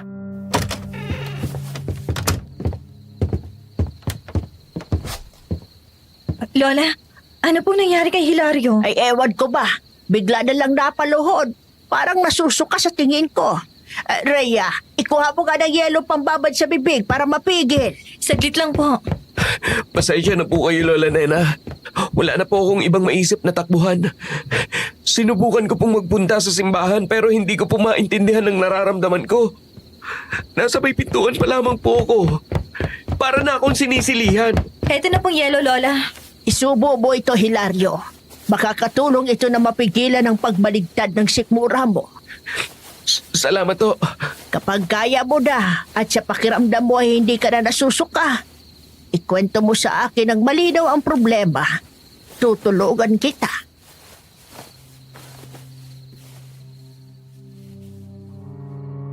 At ganun nga ang ginawa ni Hilario.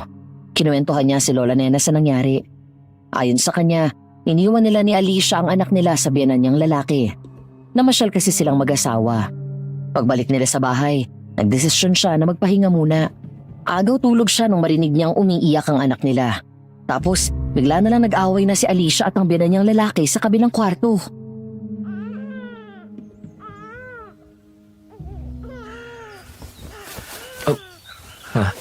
Naiyak si Anita. Teka, nandiyan na si Daddy. Saglit anak. Anong ginagawa niyo dito sa bahay namin, Hilario? Anong bakit? At bakit yung bitbit yung anak namin? Oras na para iali natin siya kay Adramelech. Nagagalit na ang ating Panginoon. Dapat nung nasa sinapupunan pa lamang itong si Anita, ay inahandog na natin siya. Sinabi ko na sa inyo noon, Papa. Hindi pa po panahon. Hindi pa matatanggap ni Hilario ang sitwasyon natin. Gusto mo bang lumubog ang ating kabuhayan? Nasalutin ang kapalaran natin hanggang sa ika-10 henerasyon ng ating pamilya. Sinabi ko na sa iyo, ang magiging anak nyo ay nakatakdang magsilbi katulad natin. Hindi iniaanak ang aswang sa pamilya natin. Ginagawa lang. At hindi pa handang asawa at anak ko. Kumuha kayo ng ibang sanggol kung hindi makapaghintay ang pinapanginoon nyo. Bastos!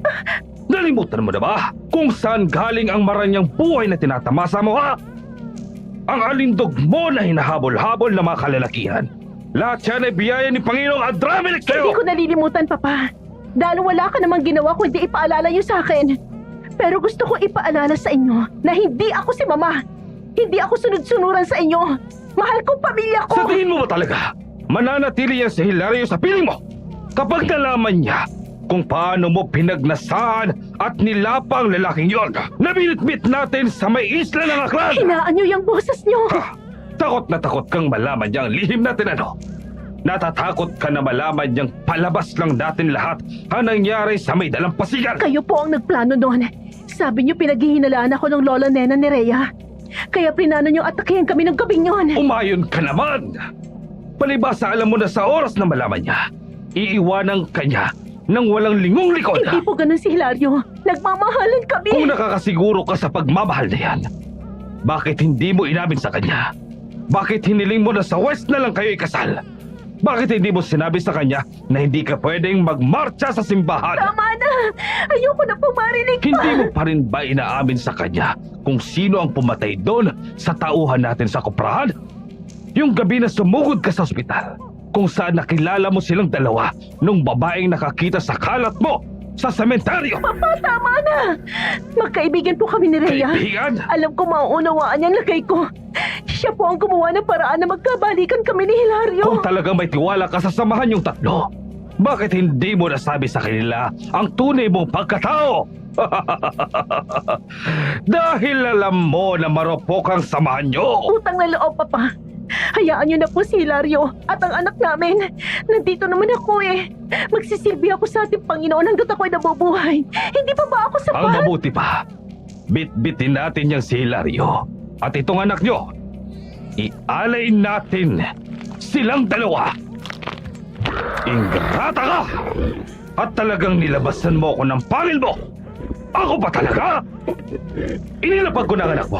Ano? Hindi ka titigil? Hindi ka magbabalik anyo na tao? Hintayin mo pa talaga na patulang kita? Gusto mo talaga magkamatayan tayong magama?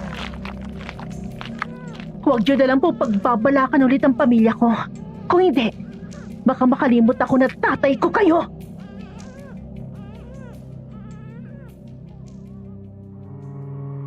Tama naman ang tatay ni Alicia dahil nung marinig ni Hilario ang usapan ng magtatay, walang ibang bagay na pumasok sa isipan niya kundi ang umalis at iwan si Alicia ng walang balikan. Kaya naman nung umalis si Alicia para sumama sa tatay niya nito na si Domingo, nag-alsa balutan na si Hilario bitbit si Anita. Iniwan niya ang anak niya sa mga magulang niya at pumunta kina Lola Nena.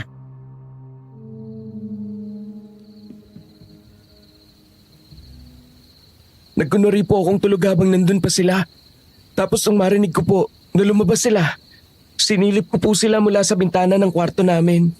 Nakita kong may suot silang mga patulis na taklob na may pabaligtad na krus. Lola, yun pong nakita ko nung nag-medium po ako sa bangkay na natagpo ang dukot ang puso at wala ng atay. Ano uri ng biro ng tadhana ito? Lola Nena, bakit po kayo namumutla ni Rhea? Ano pong problema? Ang totoo dyan, matagal na kami may tinatrabaho ni na Father Eli. Isang grupo ng mga satanista na iniaalay ang pagiging tao nila kay Adramelech.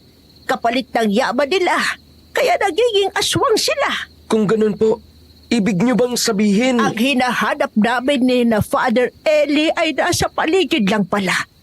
At silang pamilya na pinakamalaki kung magdonasyon sa simbahan. Diyos na mahabagin, sila ang pamilya ng asawa mo, Hilario. Lola Nena, paano na po ako? Aswang na din po ba ako? Nahawa na po ba ako? May alam po bang pangontra ang mangkukulam na kagaya ninyo? Hilario, una gusto ko linawin sa iyo ang isang bagay. Ako ay hindi mangkukulam. Isa akong albularyo. Manggagamot din ako pero hindi ako nagugulam. Hindi po. Hindi. Pangalawa, hindi ko yan mabibigyan ng saktong kasagutan ng tanong mo kung nahawa ka na ba. Pero kung pagbabasihan ko ang narinig mo, hindi ka pa aswang hanggat hindi ka naiaalay bilang kampo noong demonyo. Ano pong gagawin ko? Hindi ko na po kaya makasama pa si Alicia. May sanggol din kayo dito? Anak ng pinsan Anak ko. niyo ni Rhea. Lola! Malalaman din naman ni Hilario ay bakit hindi pa ngayon. Ano pong ibig ninyo sabihin? Anong anak namin ni Rhea? Nagbunga ang namagitan sa inyong dalawa. Nalaman niyang buntis siya nung araw na natanggap ko ang imbitasyon mo sa kasal niyo ni Alicia. Lumayo kami upang walang makakita ng paglobo ng tiyan niya. May anak tayo, Rhea? Pwede ko ba siyang makita? Rhea, kunin mo si Henry. Ipakita mo siya sa kanyang ama.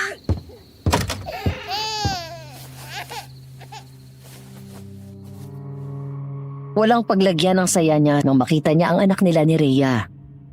Naluha pa siya nung kunin ng sanggol ang hinlalaki niya at maigpit na hawakan yun. Pero hindi nagtagal ang magandang eksena na yun dahil may biglang kumatok sa gate.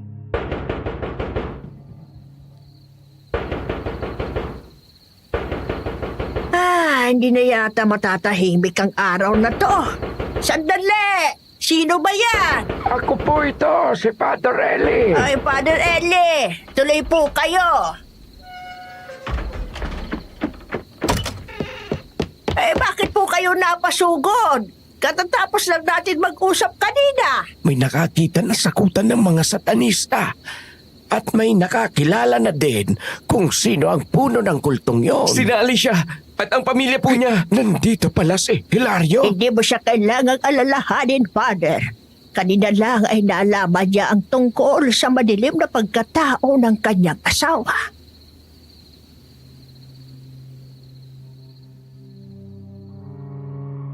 Sumama si Hilario sa pagsugod sa kuta ng mga kulto. Nasa mismong koprahan ni na Alicia ang kuta at dinatnan pa nila na nasa gitna ng isang ritual ang mga miyembro noon.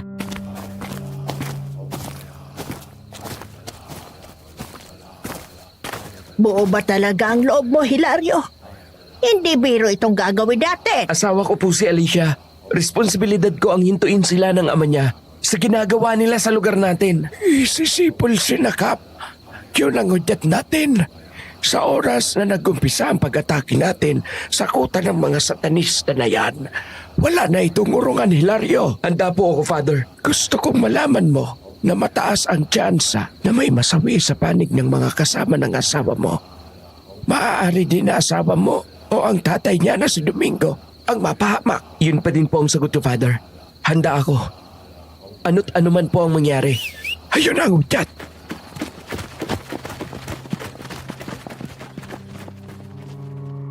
Napatigagal si Hilario na makita niya ang asawa niyang si Alicia na walang saplot at nakakubabaw sa isang katawan na duguan.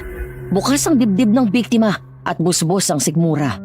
Sa pagdating ng pangkat nila para tugisin ang mga miyembro ng kulto, kabi-kabila ang naging sigawan, takbuhan, tilian. Marami sa mga miyembro ay nagbagong anyo at nanugod sa mga tanod. Noong natapos ang gulo, kasama si Alicia sa nadakip ng buhay.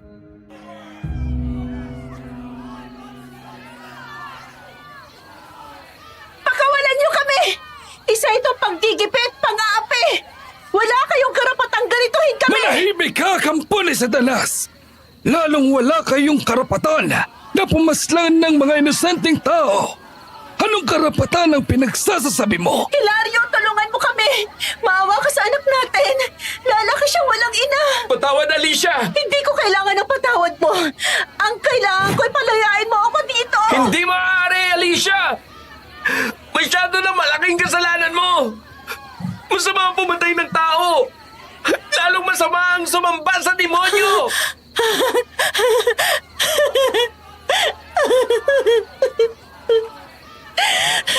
Sa huli, marupok talagang tinatawag ng pagmamahal.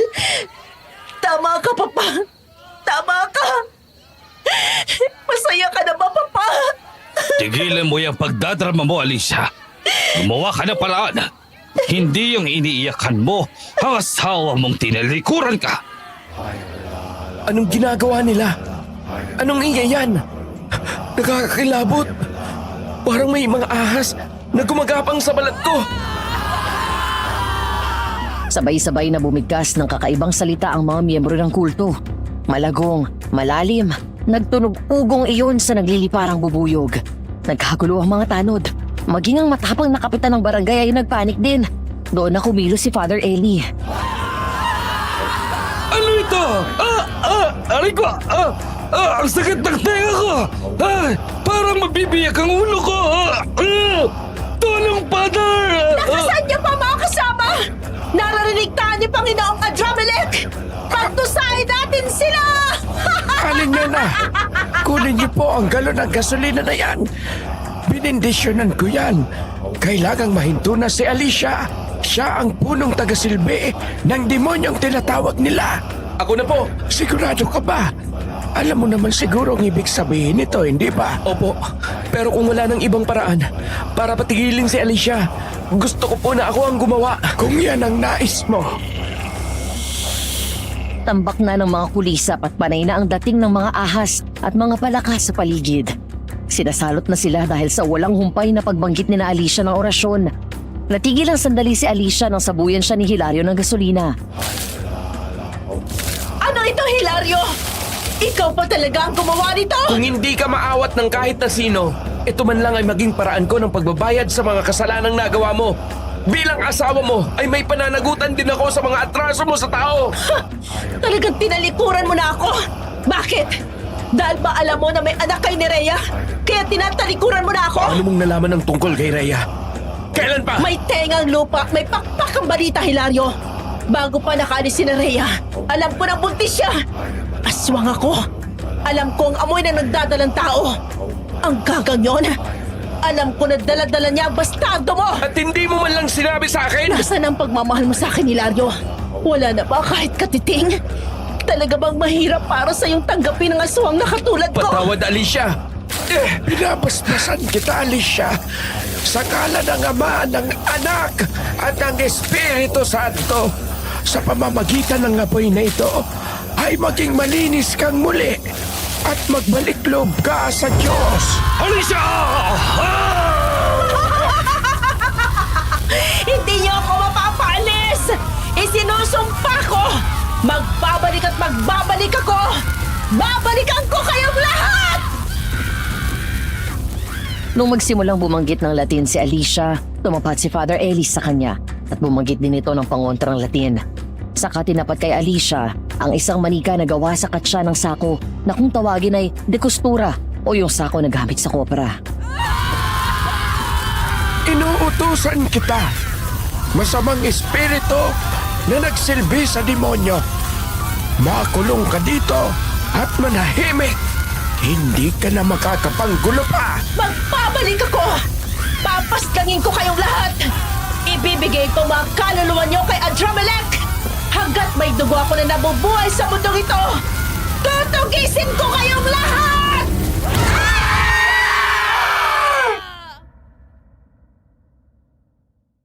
Ikinulong sa balikang yun ang kaluluwa ni Alicia upang hindi siya makapanggulo. Ang anak naman niya na si Anita ay ipinaampon. Si Father Eli ang umasikaso. Bakit po ipinaampon ng sanggol? Ano pong nangyari kay Hilario? Hindi kinaya ni Hilario ang pagugulila kay Alicia. Natagpuan siyang nakasabit sa kisame ng bahay nila. Wala na siyang buhay.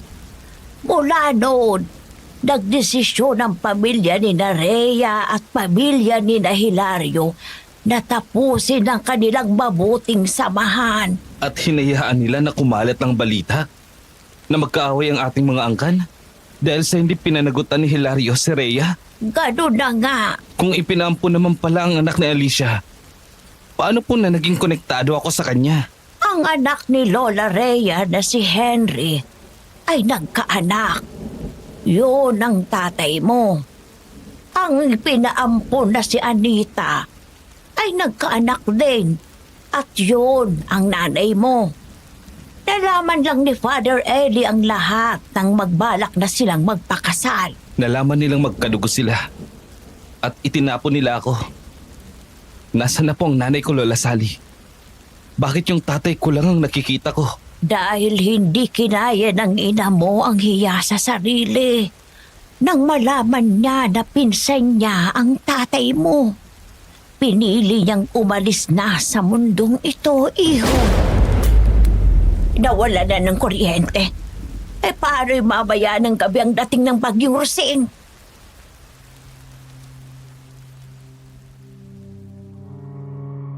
Inabot na pala ng 2 ng Nobyembre ang kwentuhan namin ni Lola Sally. Yun ang araw na dadaan ang mata ng Bagyong Rosing sa lugar namin. Ngunit sa halip na bagyo ang hinaharap namin, isang mapagiganting kaluluwa ng ninuno ko na sumamba sa demonyo. Sa gitna ng paparating na unos, pinapunta ni Lola Sally si Father Eli na pumunta naman sa amin ng mga bandang tanghali ng araw na iyon.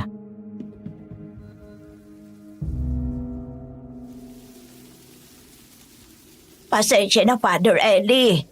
Hindi kita gustong abalahin dahil alam kong abala kayo sa paghahanda ng simbahan para pasilugin ang mga lilikas na tao. Pero, eto nang nangyayari sa bahay namin.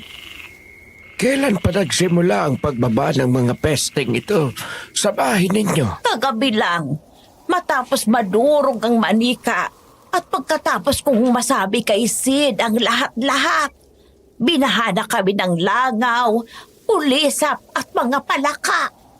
Nakakita na din si Sid ng ilang ahas. Ayaw na din po akong kausapin ni Cheche. Nakikita daw po niya si Alicia na nasa likod ko.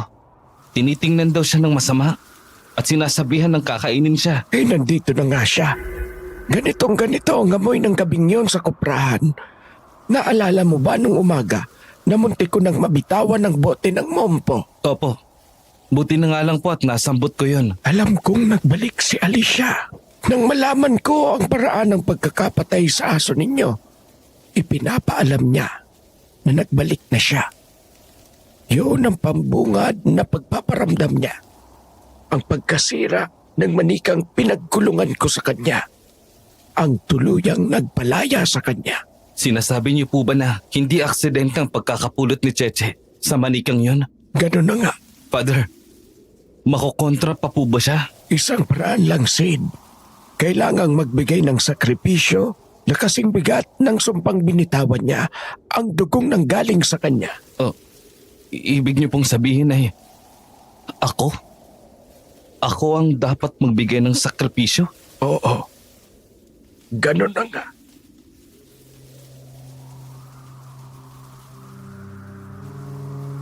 Bigla na lang, parang hindi na sa akin ang katawan ko. Parang may kung anong lumukob sa akin. Nandun ako pero wala akong kontrol sa katawan ko. Hanggang sa narinig ko na nagsasalita ako. Boses ko yun, pero hindi akin. Eh, ganito po ang nangyari, Madam Venus. Eliseo! Nagkita tayong muli! Alicia, umalis ka sa katawan ng taong yan. At bakit ko yun gagawin? Nandito na ako. Natupad ko na ang sinabi ko noon. Hanggat may dugo ako na nandito sa mundong ito, magbabalik at magbabalik ako. At ngayong nandito na ako, ikaw ang unang iaalay ko. Isidro! Lumaban ka po! Huwag mong hayaang pabayaan si Alicia sa katawan mo! Manahimik ka, tanda. Lahi ko ang lalaki ito. Wala kang anumang karapatang makisawsaw dito. Anong... Hindi ako papayag. Matagal ka ng patay. Umuwi ka na sa impyernong kinabibilangan mo, Alicia! Hindi! Akin ka lang! Akin ang katawan na ito! Father, gawin niyo na po ang dapat. Tapusin po natin ang masamang espiritong to! Pagkasabi ko noon, nakita ko si Lola Sally na lumuhod. Dumipa siya at nagsimulang umusal ng Latin na orasyon. Si Father naman ay lumapit sa akin at kinurusan ako sa noo, sa bibig at sa dibdib. Panay din ang usal niya sa Latin. Naramdaman ko na para akong ipinako sa kinatatayuan ko. Hindi ako makagalaw. Sumigaw ako ulit sa boses ni Alicia. Anong ginawa mo, lubang pare? Pagawan mo ako, hayop ka! Tuluyan ka nang mawawala, Alicia. Ang mismong dugo mo ang tatapos sa'yo. Gago ka, Eliseo! Gago! Hindi mo ako kaya! Lalong hindi ako makakayang puksain ang uhuging ito! Maging matagumpay ka, Isidro. Bumalik ka at siyang maghari sa katawan mo. Father, lumalaban po siya. Father, inaagaw niya na naman ang katawan ko! Labanan mo, iho! Ikaw lang ang makakalaban sa kanya at makakatapos ng sumpa niya dahil galing ka sa kanya.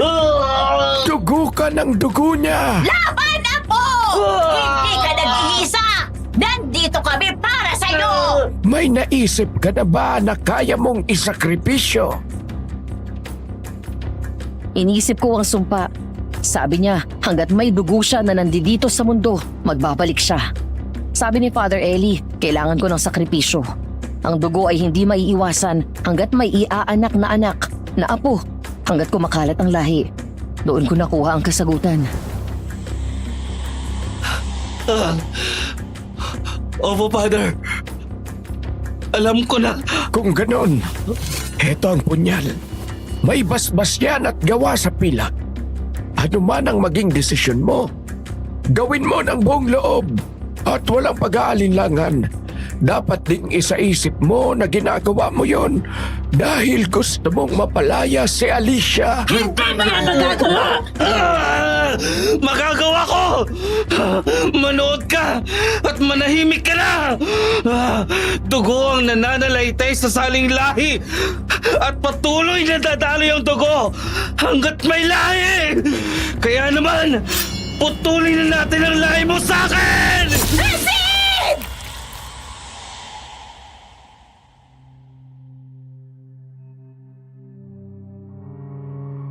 Opo, Madam Venus. Pinutol ko ang aking ari. Pinili ko yon upang hindi na ako makapagkalat pa ng lahi ni Alicia. Sa nanlalabo kong ulirat, narinig ko na umusal si Father Eli ng Latin. Narinig ko ang hiyaw ng espiritu ni Alicia hanggang sa tuluyan na yung nawala. Nagising ako, nasa ospital na ako. Doon na rin kami inabot ng pagkalakas ng bagyong Rosine.